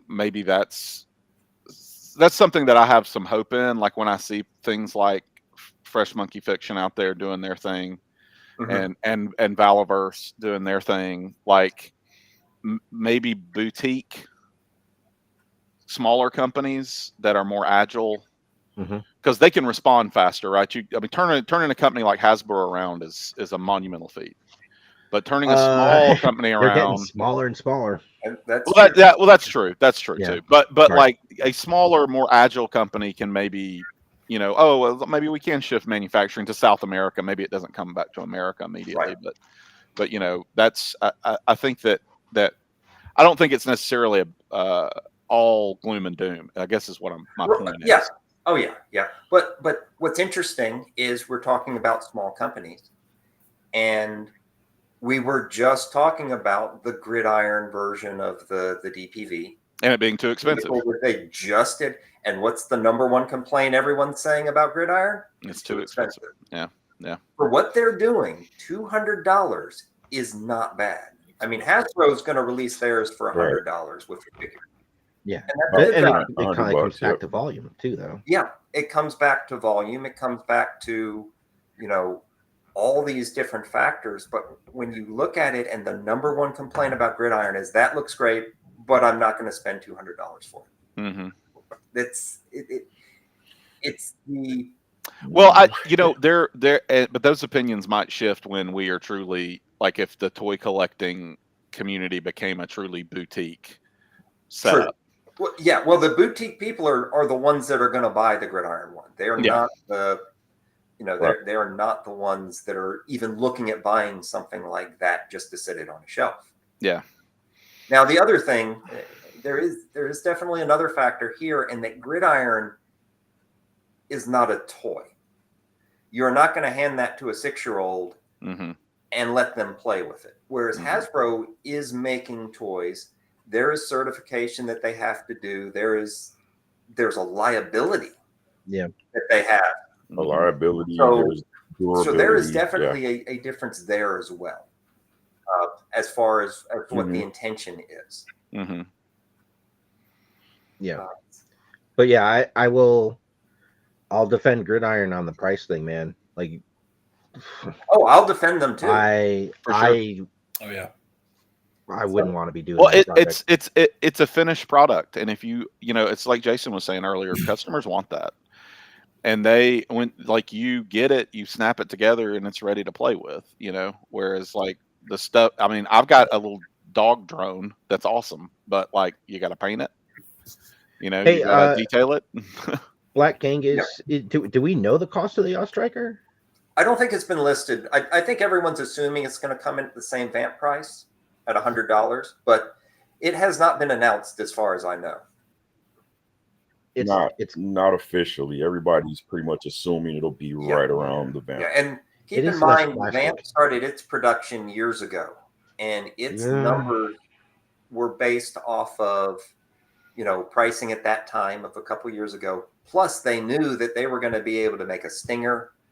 It will not surprise me when they release a Dreadnought version. And they can't wait. So, so they knew the long term with that, how much value they would get out of that tooling. Right, but so he's saying that the All Striker should be a little bit cheaper because it's not exactly as much. When did we get the vamp? Was it just last year? Or I think it was 2 years ago, wasn't it? Because they've already has inflation kind of in that year. Yeah, it's been going up. That's why I think I'd love to see an $80 price on the All Striker. I just don't think it's going to happen. Shoot, they couldn't make that. How much is the Trench Viper?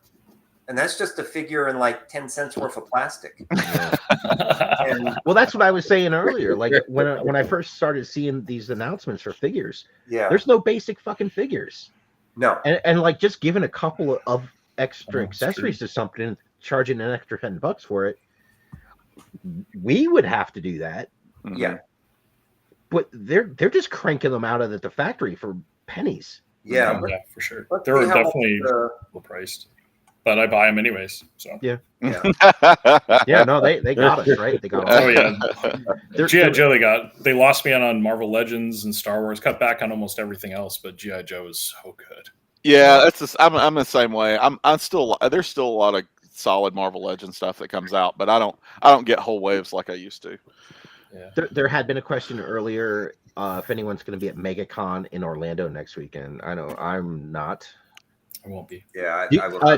Jason, do you do shows? Do you go set up shows? Just local stuff. Well, we have Stockton Con, basically Valentine's Day weekend. It's kind of mid-central California's one. But that's about as big as I do. I've gone to them. It's more fun to go to the bigger ones, I think. It's way more fun. Way more fun. Yeah, Comic-Con used to be a staple every year, but since COVID, I haven't gone. I'm sorry, where are you? Sacramento area. Oh, okay. All right, nice. Yeah. Okay.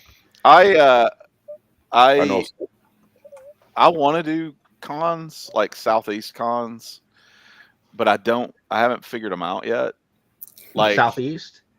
I just haven't figured out how to do a con booth yet.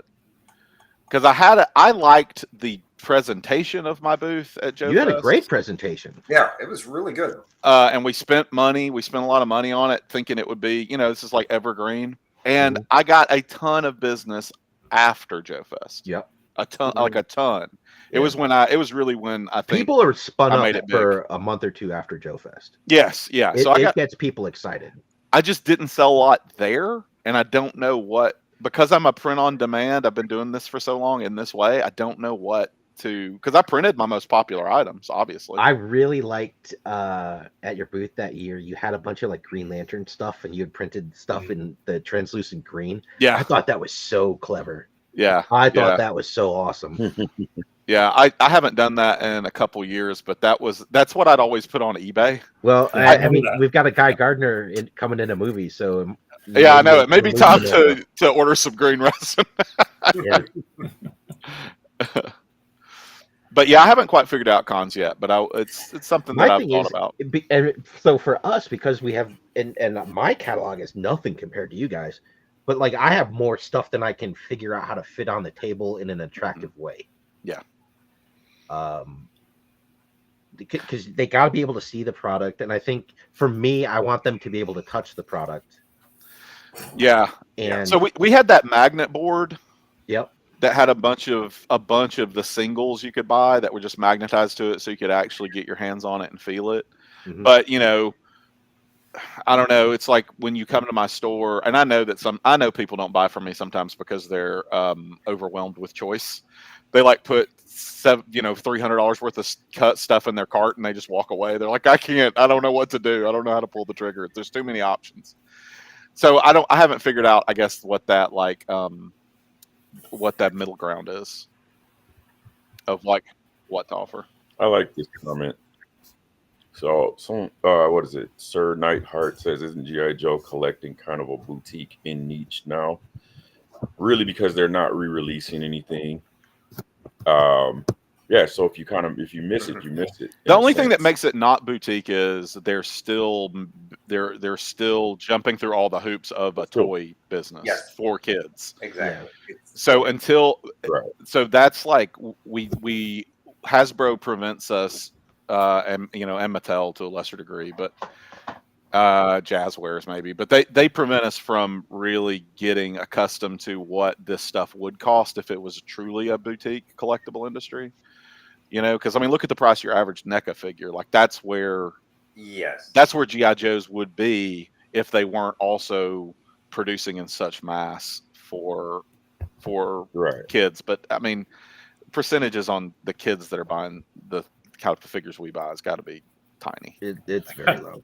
It's very like low. Genghis is saying though, they needed brick and mortar. Like my Targets and Walmarts barely have anything. You'll walk in, it's just bare. It's you're never gonna get kids into it. But you guys are probably like me. The reason why you got into G.I. Joe, because I didn't have the 12-inch guys, because I could talk my grandparents into spending $3 to $5 for a G.I. Joe or a He-Man every time we went to the store. Yep. Exactly. You could, exactly.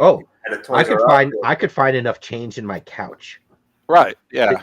To walk my ass 2 blocks to downtown and get one at the local toy store. Yeah. As a kid, we would go into Frankenmuth. It was a tourist trap. We'd ride our bikes into town and collect 10-cent cans. We'd go to the arcade and buy G.I. Joes. Nice. Yeah, and we'd end up with $20 between two of us. The wall of figures. I'm so happy. Artwann, say that again. I'm just so happy he's from Michigan. Like everything he's talking about, really resonating. That Midwest is resonating right now. Right. I miss Michigan a bit. Yep. Definitely. I'm on the West Coast with you now, so the weather. I could drive 2 hours to the ocean, 2 hours to the mountains, 2 hours to wine country. It's beautiful here for sure. Yeah. Expensive though. Yeah. Yep. I can drive 45 minutes to the mountains, or I can drive for a day and a half with nothing but flat. Open, no trees. Yeah. Oh, dude. I lived in Omaha too, so I know that haul through Nebraska is rough. I've made that several times in my life. Yeah. It's a rough haul. There's nothing to stop the wind. The wind is amazing. Cornfields and occasionally an overpass. One billboard, 100 miles. Yeah, I like the comment too from Black Angus about green shirts and troopers, like basic stuff, just like they did with the Star Wars on Hasbro Pulse. They're still plain boxes. Star Wars. Yeah, no frills. Like I just want the figure inside. Like no guns. Yeah, we got enough guns. Hey, no guns needed. We've got them covered. No head, no guns. Just no figure body. Just no the guns, body. No secondaries. None of that. Just a torso, a pelvis, and some legs. I think the big problem with Hasbro is they're starting to hit that demand. They're starting to do the very basic figure, but they're double packing them. Yeah. So your spend becomes $70 for, because didn't they announce a green shirt? I think they finally announced well, it's supposed to be like a retro. Was it announced? Was it really announced? For some reason, I thought I saw it pop up. I saw something that said this is possibly a green shirt, just regular figure, but Hasbro. I consume I watch everyone's videos, and I'm struggling to remember where I heard that one. I'm curious to see what the Retro Viper does, because I'm not sure that the Viper 3-pack was a success or not. I mean, it ended up at Ross. I saw pictures of people buying it, Ross. I got several sets from Amazon just on ridiculous sales, just cutting it to the bone. Yeah. Like $40-$50. I mean, they didn't last long because it was like a prime deal or whatever. But but like that to me is like it's a little like. So that's another one where it's three repaints of the same figure. Mm-hmm. And they added a bunch of shitty weapons that no one wanted. Yep. And the cost of that wasn't the cost of 3 figures. It was the cost of 3 figures and a little bit more. So I don't think it did great. And no one wanted the gray one. Yeah. 2 of them weren't even repaints. They were just the standard Viper. Like the gold-faced Viper Commander. All that said, I think I think it was long enough ago that I think the retro will scratch an itch that some people do have for what they wanted out of the gate, because they are. Yeah, I think they redid the secondary. I think it's the same damn gun though. I think it'll be fine. I think it'll do well. Yeah, because I think the single pack Cobra Trooper, retro Cobra Trooper, that's been doing. I mean, that's been selling out pretty consistently. I was really surprised. I because we've got like 3 of those already. Mm-hmm. But the retro one's just like, I like the blue. It's just like it pops more. I will tell you though that what you need to do though is you need to get some custom web gear, some better web gear from Anthanatos Unlimited.com with like a Cobra symbol and a grenade and a knife and a Megatron rifle and a Megatron cannon wouldn't hurt. I mean, it couldn't possibly hurt, right? Yeah. Unless you're an Autobot, it couldn't possibly hurt. Unless you read Skybound, then it would be just fine too, right? Oh, that's true. Spoiler alert. A little bit. That's on the cover, so they like.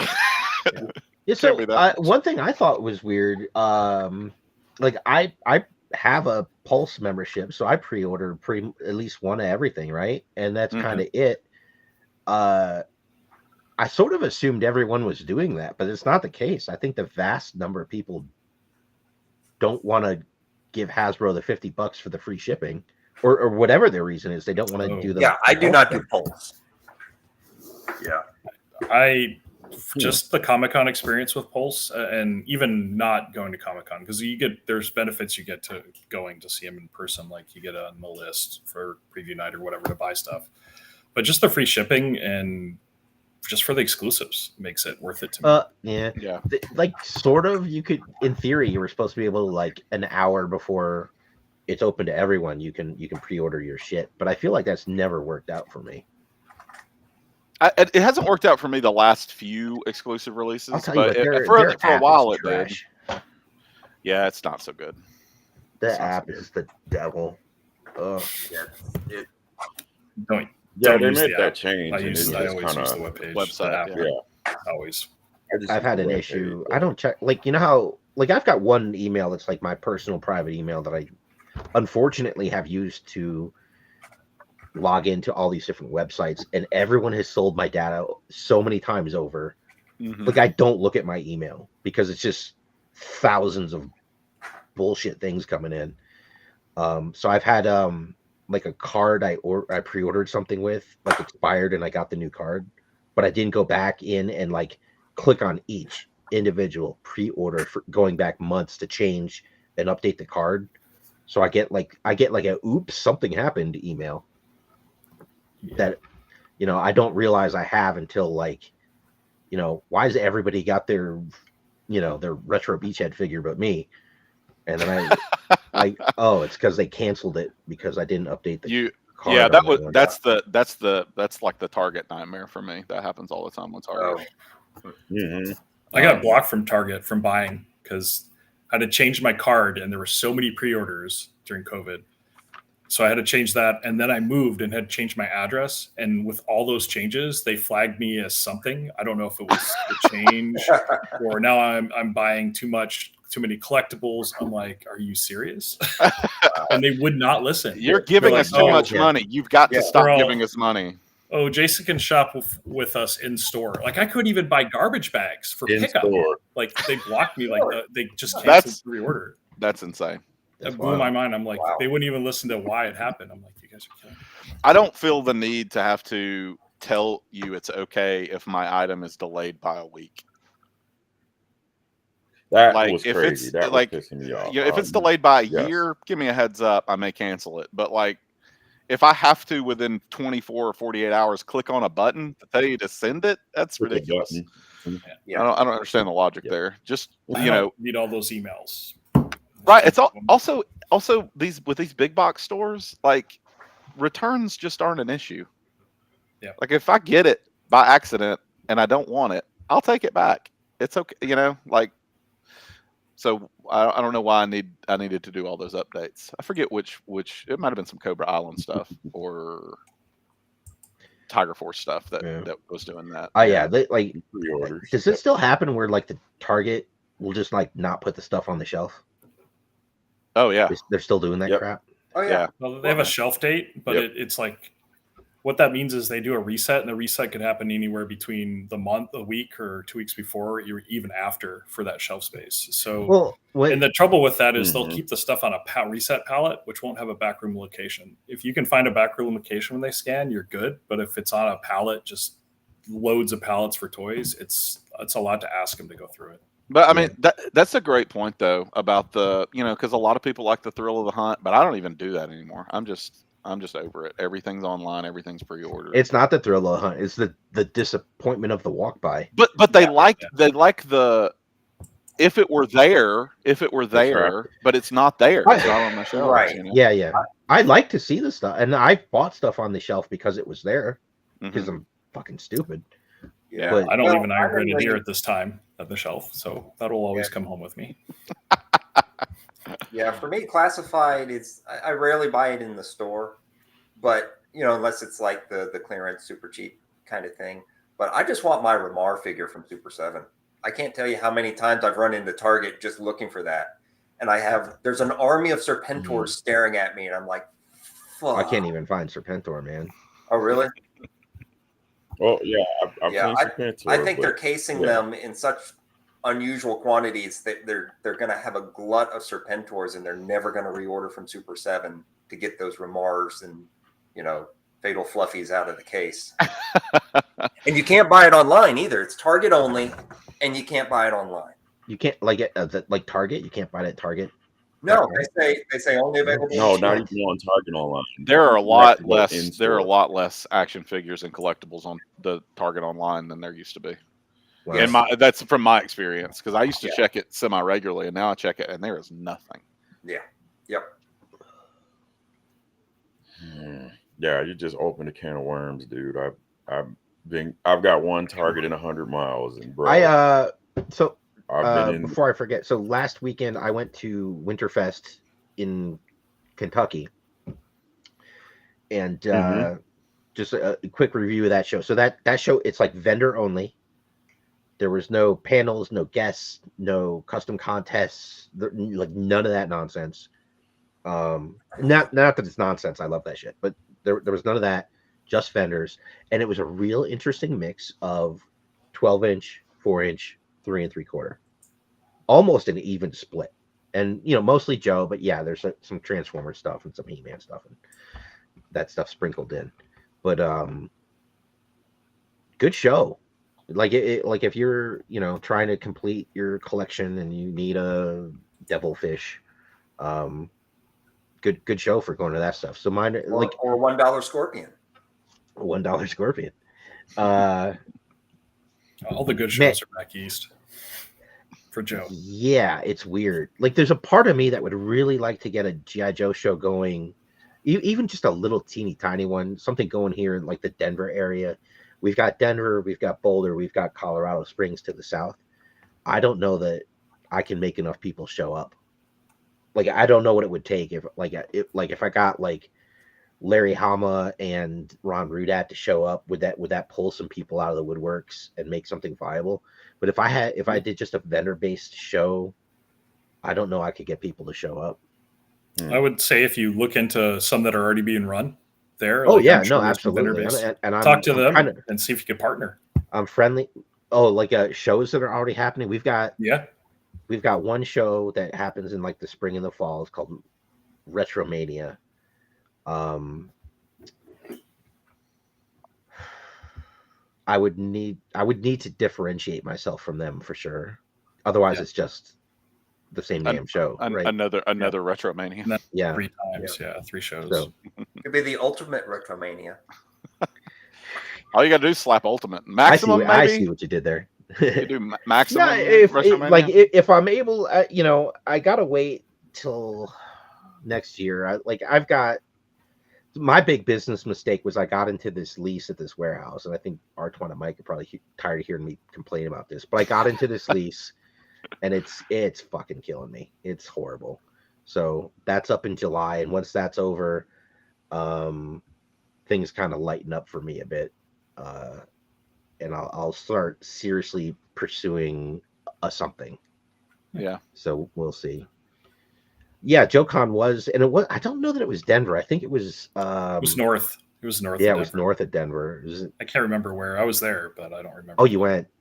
Yeah, I can't believe I can't think of the name of this town. I've been there.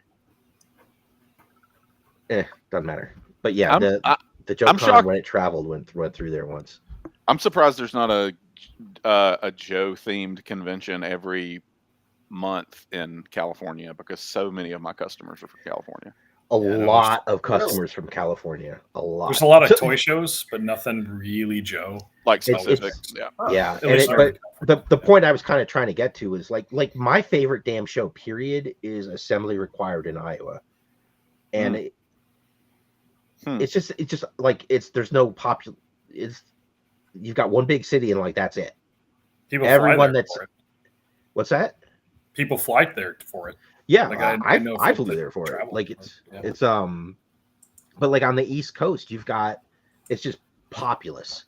On the West Coast, you've got population. Like there's enough people to grab and pull to the show to make it really viable. But if you're in the center of the country, it's just not dense enough to support these shows. I think not in the big like Joe Fest kind of way. Mm-hmm. Loveland, that's what it was. Yeah, it was in Loveland. Okay. Yep. Thank you for the comments. Yeah, which is funny because when you're at these big Joe shows and you talk to the vendors, the ones that have tons and tons of stuff, you find out that they're all from the Midwest. They're from Ohio. Yep. Kansas. And we asked them. But it's east of the Mississippi by a lot. Yeah. Ohio. No, Ohio is really big for the big toy ones as well. And what was funny is we asked one of the big vendors, and we said, why? We noticed that you're all from the Midwest. Why is that? And the guy had a very good explanation. Basements. Yep. You had houses with huge basements, so when the kids had their toys, they didn't have to get rid of them. They didn't have to downsize, so the parents kept them in their basements, and they didn't have, the kids didn't get rid of their toys. They just got boxed up and put in the basement. So now there's like these treasure troves out there. I think you also had Kenner out there. The Kenner thing was big too. I think the Kenner kind of put because that's why we thought, we were like, oh, are you all Midwest because of Kenner? And they were like, yeah, there's some of that, but no, not really. It was just because the toys didn't get thrown away or, yard saled or anything else because they had space.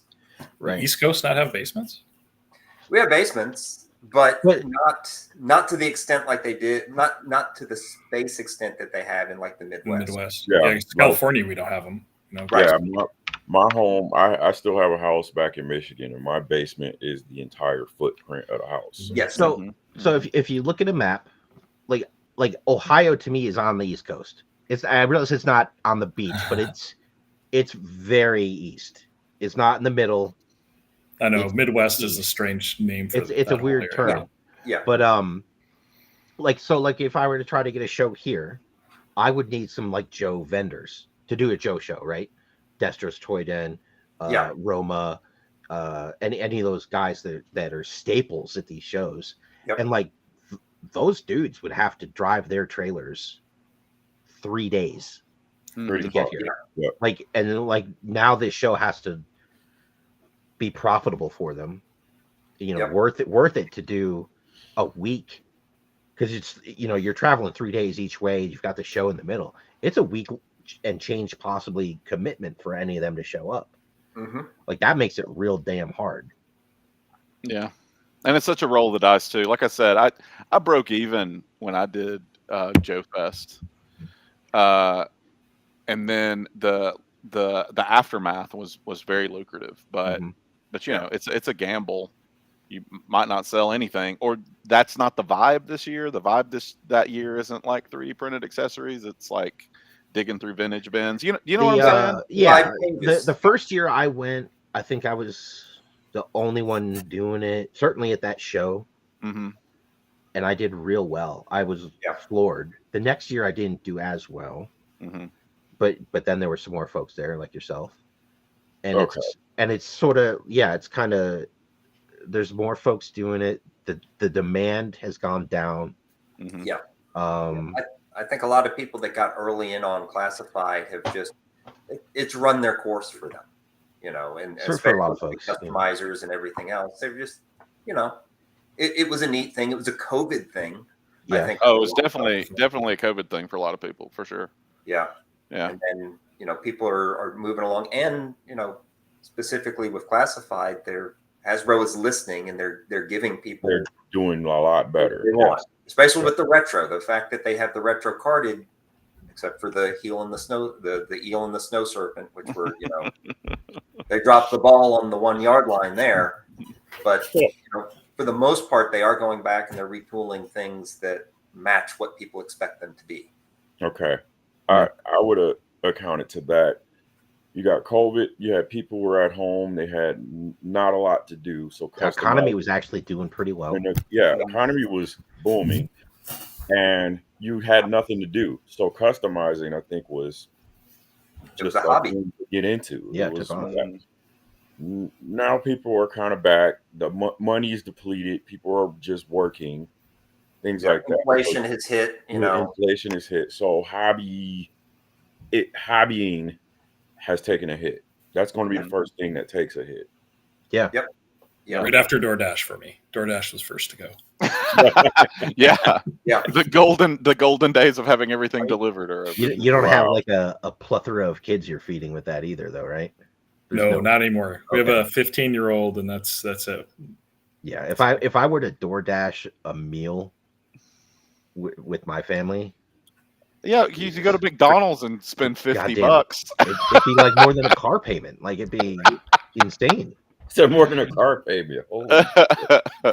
But you're dead on. McDonald's, there used to be $1 menu. What happened? No. You can still we can there's 4 of us. There's 4 of us in this house. We can eat at Wendy's for $23. That's about the cheapest. You get like you get in the biggie bag or whatever. The biggie bag, we get the biggie bags. As long as nobody's upsizing or doing anything crazy, we can keep it right at $20. But. Wow. And how did we get on Wendy's? I don't know. I don't remember. That's somebody brought up the $1 menu. What's crazy is this is the stuff that'll happen in the green room before we even start. Yeah, we're way off topic. Yeah. Yeah.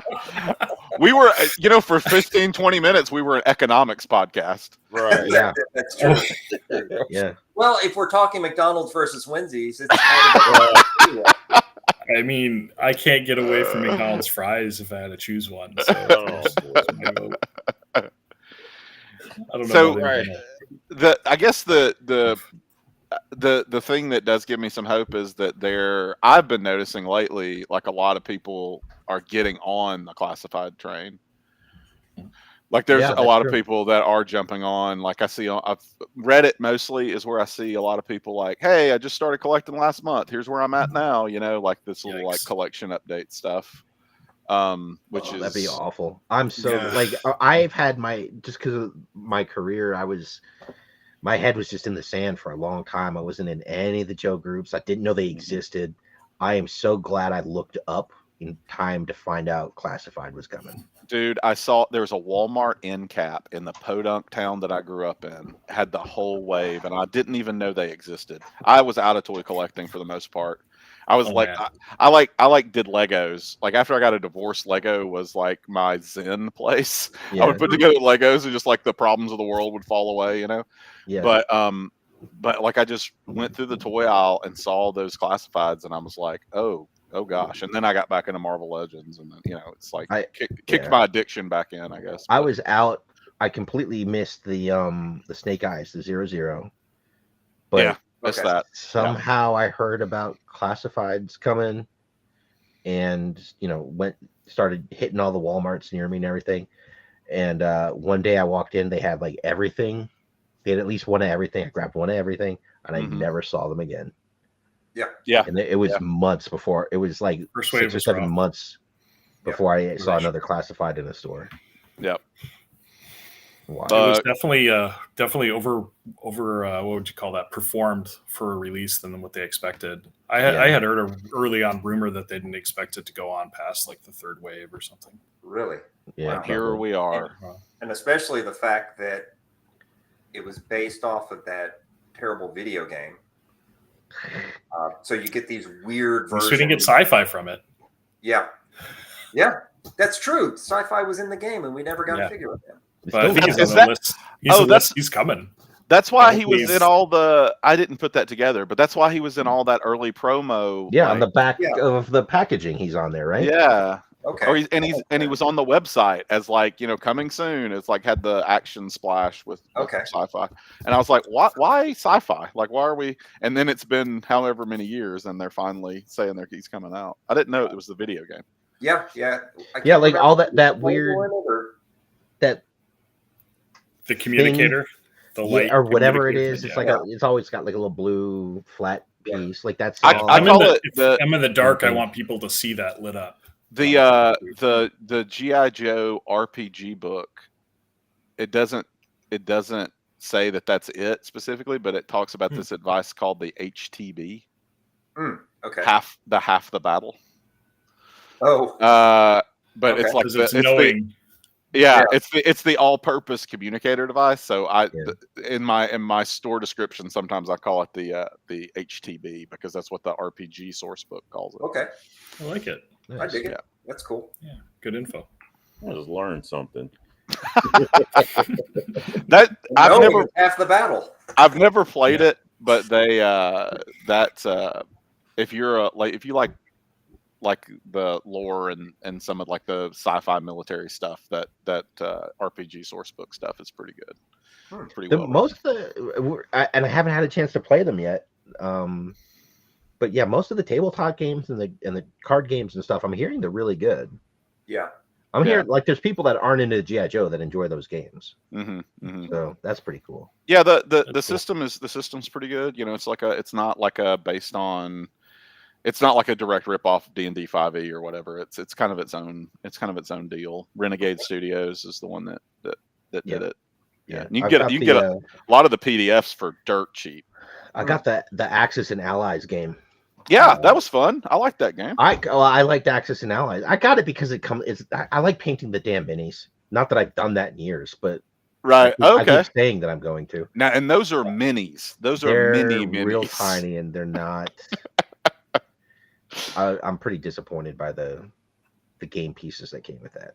Well, Yeah. And like like if I was just a casual tabletop game person, I probably wouldn't care. It'd be fine. Yeah. But I do what I do, and it's like when I get something licensed and whatever, like I want to look at it and be like, and not just have the feeling I could do way better than that. Oh, so there's this great tabletop game called The House on Haunted Hill. Oh yeah.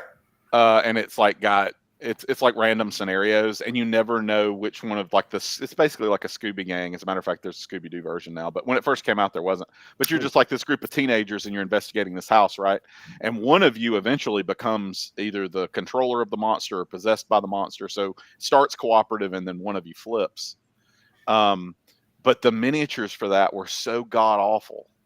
Like the first thing I did when I got the game was like, well, gotta find some STL files and print my own. Go to Hero Forge. Yeah, exactly. Yes, you can make a real great character on Hero Forge for that game. Hero Forge is awesome. Yeah, it's super cool. Yeah, I haven't played any of the Renegade games, but I'm probably gonna. I keep telling myself I'm not gonna buy another big box game, but they have started promoting a new big box game, not from Renegade. That's a miniature-based game for G.I. Joe, and it's Hasbro, right? Like you're talking about that it's one? licensed by Hasbro, but it's another company that no one's heard of before. But it looked really good. It's going to do a Kickstarter type thing on GameFound, and if they can make the figures like the model show, it's going to be really impressive. The models themselves look great. Like you saw actual pictures of the piece or renders? There have been renders of it so far. It's called Operation Cobra. Huh. That's another problem with my head being where it is with the design and everything now, is I look at renders and I can be like, there's no fucking way. Lies. These are all lies. Like I'm looking at a bunch of undercuts. I'm like, there's no way to do that in even a 3 or 4 part mold. That's too damn thin. This is that. Like, it's like I tell my kids when they get into my magnet program, I'm like, okay, guys, I got a harsh truth for you. I'm gonna ruin movies for you, because when you know how they're made, like you can't watch them any other way. You know, you watch them as a like how did all this come together? You're always looking behind the curtain. Yeah. So yeah, I feel that when it comes to toy collecting, because I'm much smaller scale, but what goes into all the complications of like, this is what I want it to look like, but is that achievable? Yeah.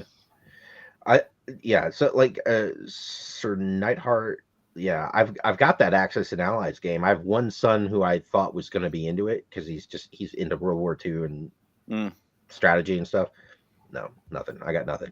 My best chance is not to plug it again like a knucklehead, but like assembly required in the fall. Like they will have the center of that whole thing with a bunch of tables. Mm-hmm. There's a local game store that comes out and will teach you how to play all these different games. That's my best shot if I want to play any of this stuff. Yeah, that before Dragon Con got crazy like it is now, that was always my favorite floor to visit, because there was like a whole floor that was just people learning how to play. Has anyone heard of / been to Adepticon out of I'll say Chicago? It's kind of right outside of Chicago when they do it.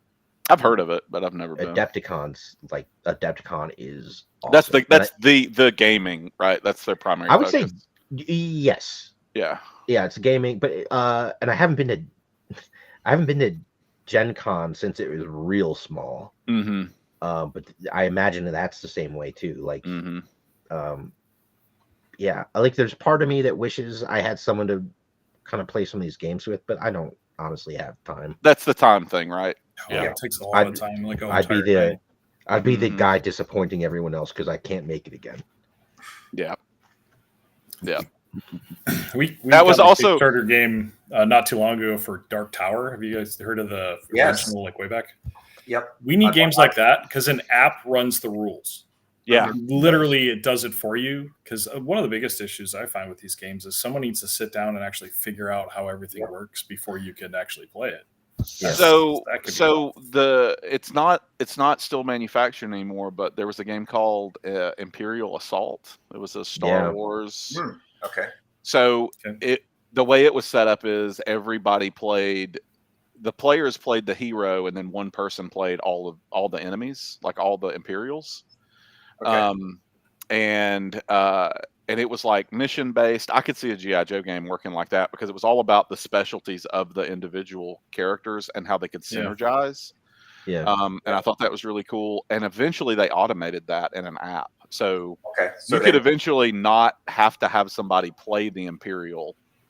The app would just tell you what to do. Yeah, that's what it does for Dark Tower. It tells you what to do with the villains and that. And you're all working together against the common goal. Nice. Yeah. It's nice to have just a cooperative game for sure. Right. And those are really been in the gaming space a lot. That's really been real popular the last 5 or 6 years. Is more cooperative style games instead of head-to-head competitor type games. Because you always have that one friend who gets pissed off when you really take them out in the card game, right? Oh yeah, they flip the flip the board or whatever. Yeah, like virtual tabletop. Have you played on there? Yeah. Yeah, you can flip the table. Like, can you really?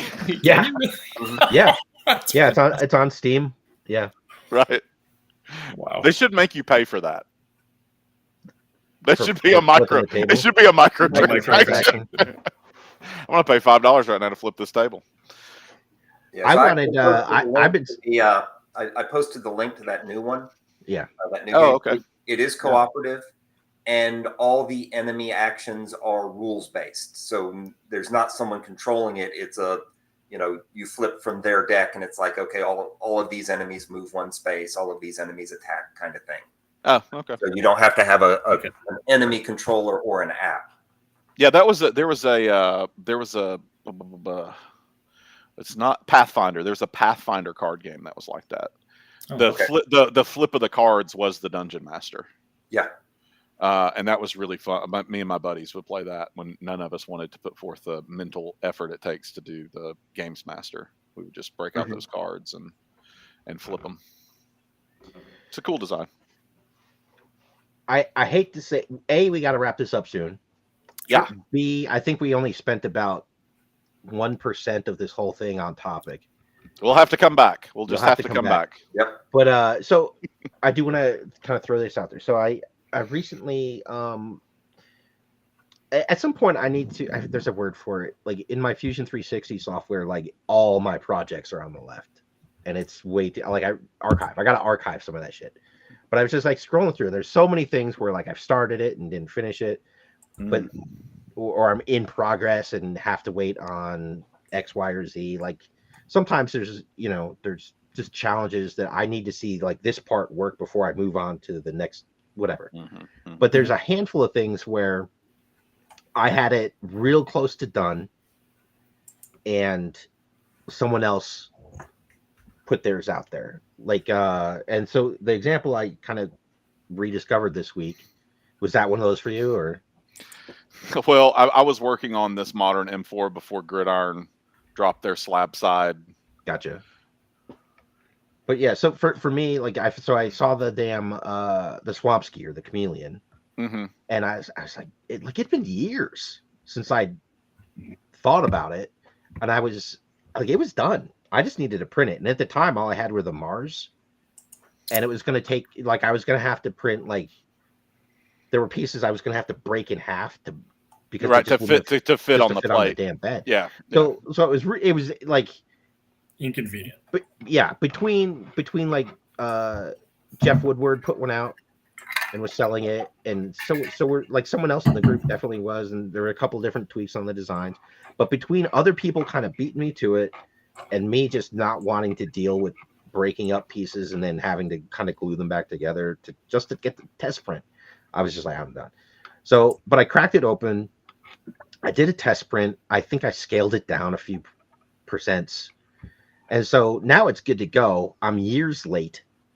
I put the files up on the Patreon, and it's like, do I bother trying to sell any of these, like printing them, right? And like, what would I charge for this kind of thing? And like, I'd have to paint it because that's, because that's the thing, right? That's kind of the expectation from my store at this point. And I just don't want to. I just don't want to do it. Like, I think I'm gonna make one for each of the Dreadnoks.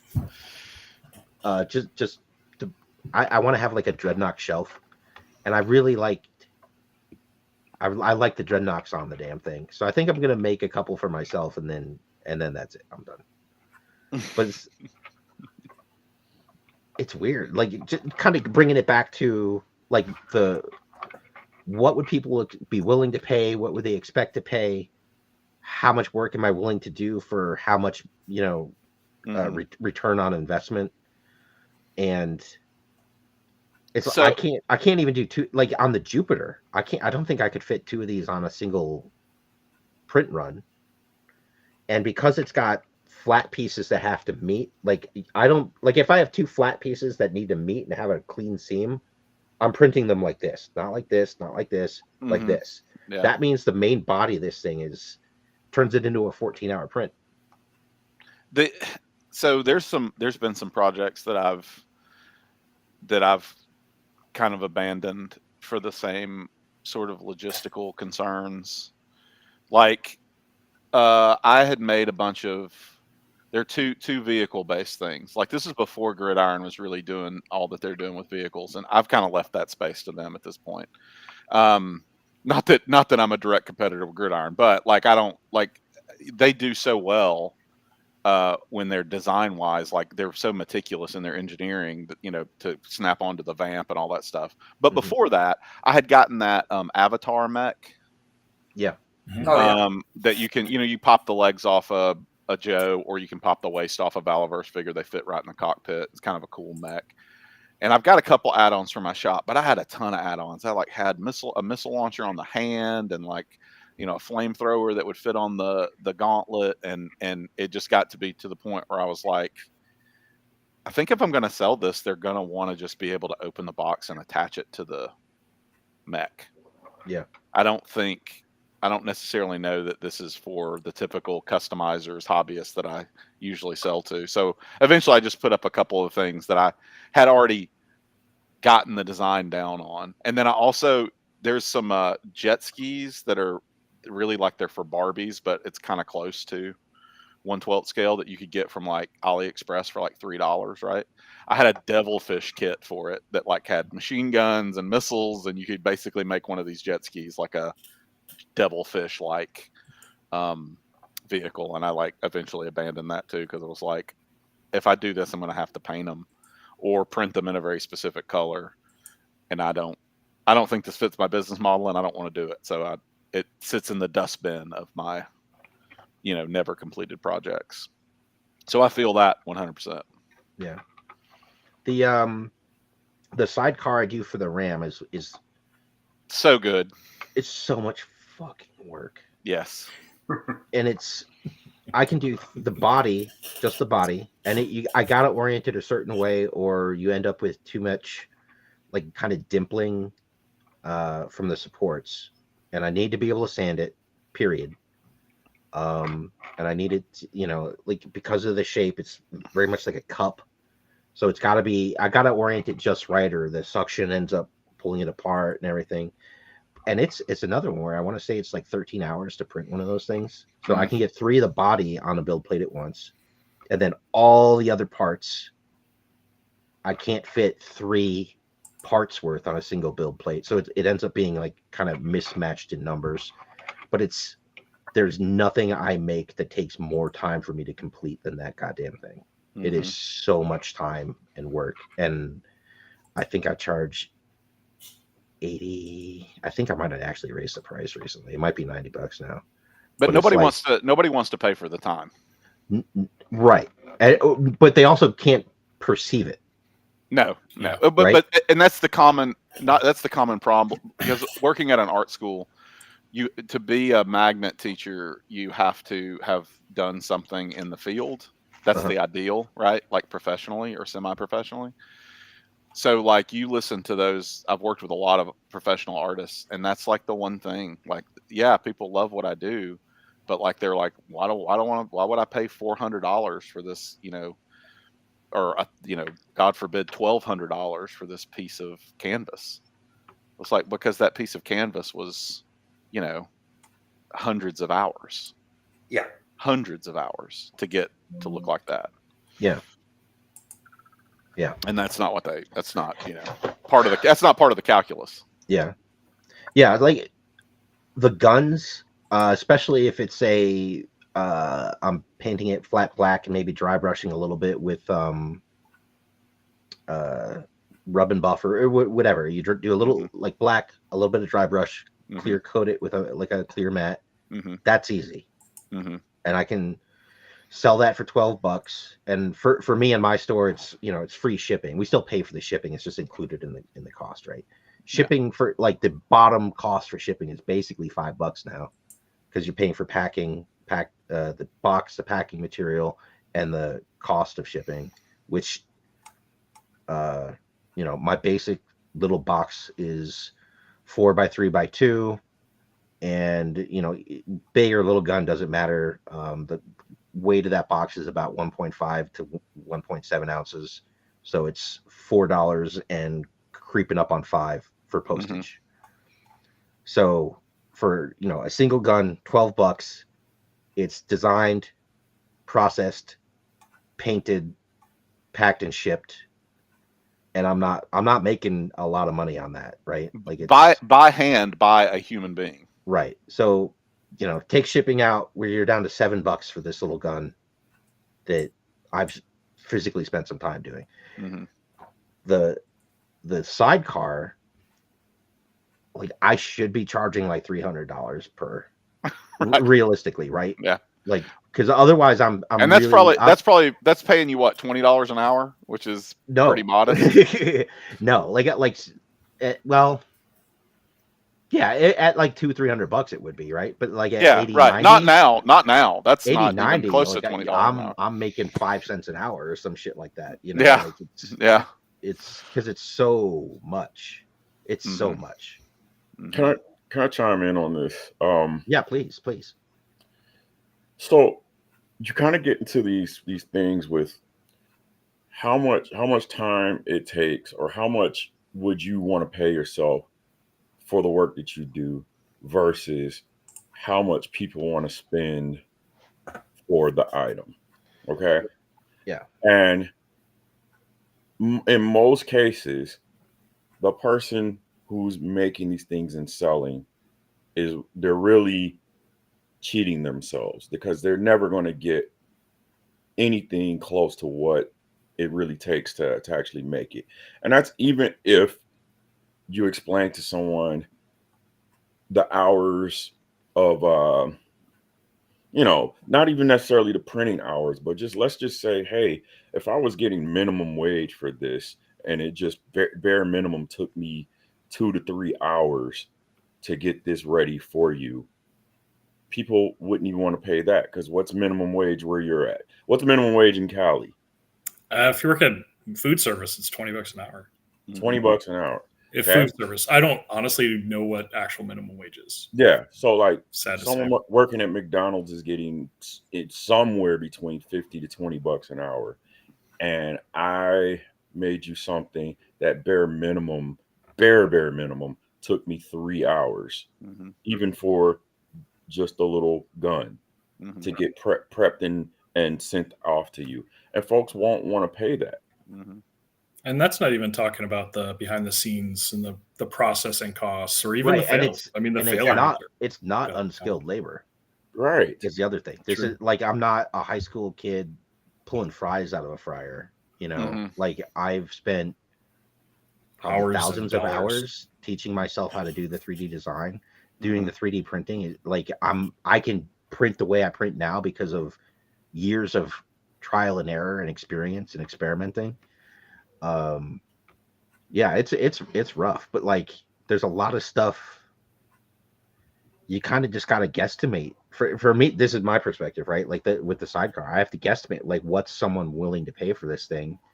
It's true. And I'm not making much money. Like I can't make them fast enough. If I were able to crank out 12 a week, which would be pushing it, I'm not making that much money off of it. It's a lot of material, a lot of support material going in the trash. It's a lot of time. It's time I could be doing something else. it's a weird one. I like people react to them, and I guess that's why I still sell them, is because a lot of people like them, and I get a lot of comments. Maybe it helps bring people. I tell myself it helps bring traffic to the store. I have to say though that I think that like if there's one thing from this conversation that I want people to take away from, it's like, without being too like, I don't know, schmaltzy. I mean, we really do it because we love it. We love it, right? Yeah. It's not because like you know, this isn't my retirement. Like this isn't, and it was not, you know, it's not even, you know, it would have to be majorly overhauled were it to ever be my day job. So it's one of those things where it is a labor of love, and you know, I'm sure that there are some customers that wouldn't believe me when I say this, but like one of the reasons I do it is just because I want to make everybody's hobby a little better. You know, that's the gold standard for me. Like, did I make your hobby a little better? You know, and if I did that, then I think that's the payment. And I'm used to that payment that's not monetary based. I think because I've been a teacher for 16 years. That's not why you're a teacher. You know, you're not a teacher for the money. You're not a teacher for the time off, which is less and less every year, by the way. It's you do it because of the sort of the ephemeral compensation of like knowing you made an impact in somebody's life, or you helped them find a passion, or you know, that's sort of the payment. Yeah. You know, that's the way I look at it. To kind of build on that, just from you and from what Mark was saying, the one thing you get, I mean, you're not going to get your money from your time, but what you get is you have someone, it's on their shelf, and someone comes over their house. They're like, wow, what's that? Oh, that's from Mark to Design. Mm-hmm. And now you have someone else going to check out your stuff. And it's just like the convention that you did. Maybe you didn't sell a lot there, but you made a lot of connections. Exactly. Yes. So, yeah. You know, yeah, for me, this whole experiment has it's opened a lot of doors. It's introduced me to, like, Artwann to Mike, man. I love these guys. I wouldn't, you know, we wouldn't be doing this right now if I hadn't decided to dabble in Tinkercad and make some G.I. Joe guns. Mm-hmm. So it's paid off in big ways, and I don't want anyone to think I'm over here complaining. Like, no shit. If I didn't enjoy this, I wouldn't be doing it. Like, there's things that are a pain in the ass. Mm-hmm. When a print fails, I want to quit, you know. Yes. But like anything else, you keep going, you know. But like, no shit, when I see people posting their customs and they've got something I designed on there, it's a thrill. Oh my god, so awesome, isn't it? Yes, it's great. That is the best damn feeling. Mm-hmm. It is. I love it. I love it when they've got, like, somebody builds a custom and it's like one of Jason's heads.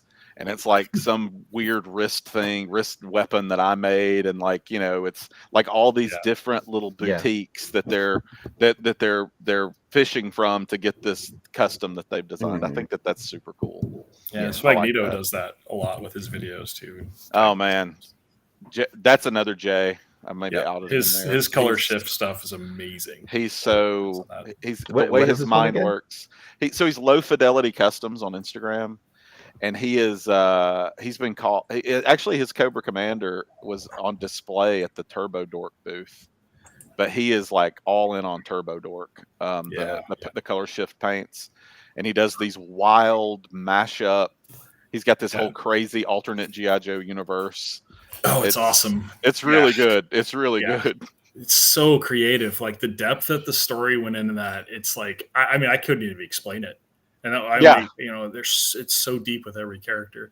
And he had almost like Cold Slither dancing this week, didn't he? A couple of members. What was the name on Instagram again? Low Fidelity Customs.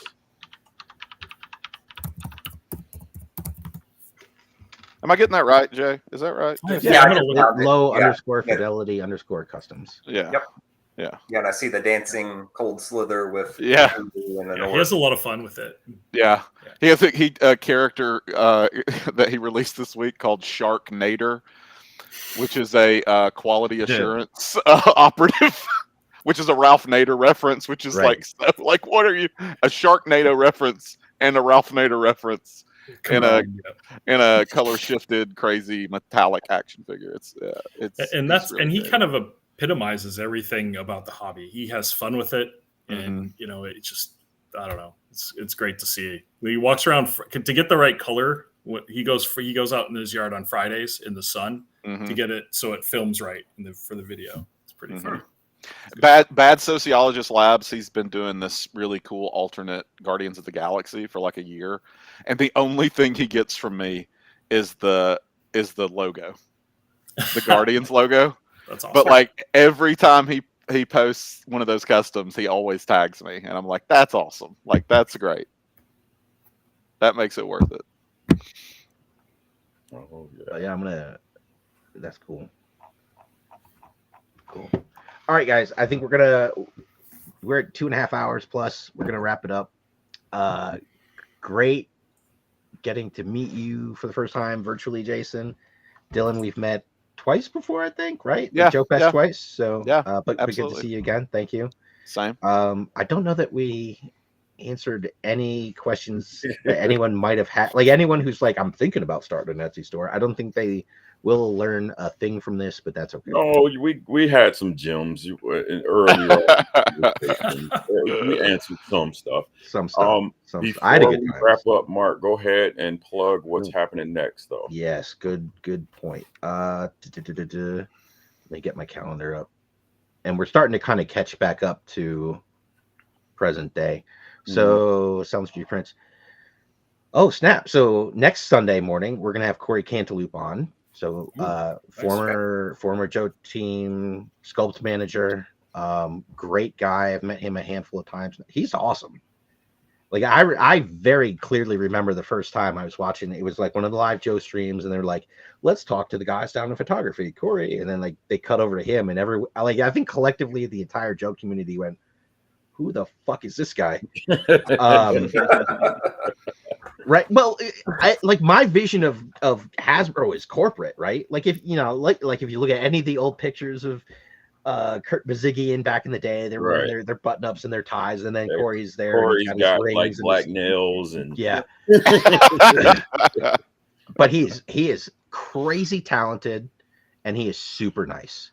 Like no, I keep swearing, no shit. Do you remember the Toxo, like the zombie figures from the 4-inch line? Like he did those in wax. Like he is crazy talented. So he's going to be our guest, and I'm really excited to have him on. In case really taking it down a notch after having me and Jason here, but this has been at least we're not. This is supposed to be an hour long, and we could have kept going. We're about to hit 3 hours. Yeah. And then the 16th, we'll have Derek Hicks on, and we're going to talk about his 6-foot USS Flag, or not 6 foot, 12 foot. Sorry, his classified scale. 12-inch scale. Yeah. And like I'm sure we'll get lots of people asking about like Jethro from NCIS, right? In case you don't get that joke, he built a boat in his basement, and the running joke was like, "How are you going to get it out of your basement?" And eventually, one day, it just wasn't there anymore. And then I'm gonna, in case I doubt he's watching, but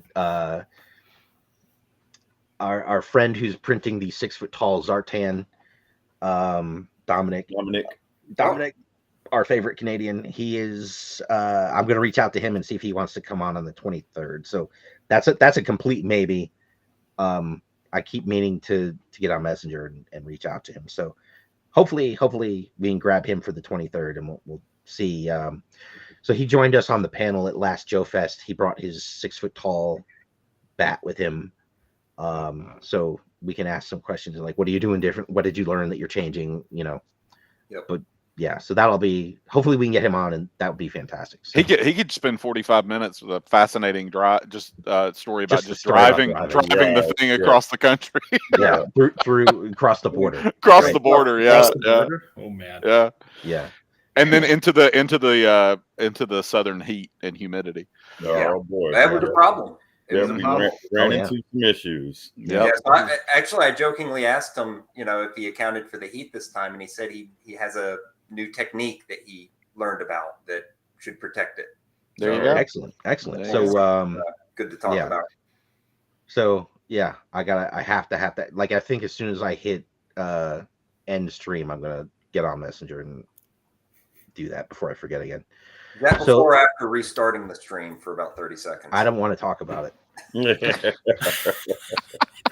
That's only happened like 3 times. Oh, that's a trend, Mark. 3 times is a trend. Damn. I'm trending. That's it. You're Yeah. trending. I'm trendy. Okay. Cool. So guys, thank you again. Definitely welcome back on anytime. If you've got something and you want to try and plug it or whatever, just let us know. And Well, come if up with you something. get lots of questions about, wanting to know more about the way this kind of thing runs, like any more behind the scenes type stuff for Etsy, I'm 100% willing to come back. Cool. Yeah, Yes, absolutely. It was fun. I had a great time. Yeah. Oh, Metal Beef wants to know if it's Wendy's or Wendy's or McDonald's. McDonald's. Panda Express for me. I'll go there every time. Sorry. Metal Beef, he's one of the best weapons designers out there. God, his guns are good. Awesome. Vests too. Has he got an He is. Instagram you want to plug before we? It's metal.beef.3D. I know that because I've gotten it wrong so many times when I posted on Instagram trying to shout him out. It's metal.beef.3D. Cool. Yeah. Oh, damn. I just remembered this whole other tangent I was going to start, but it's too late. We'll do it next week. All right. Thanks again. Thanks again, everybody. And Thank you so we'll much. catch you next Happy time. Sunday.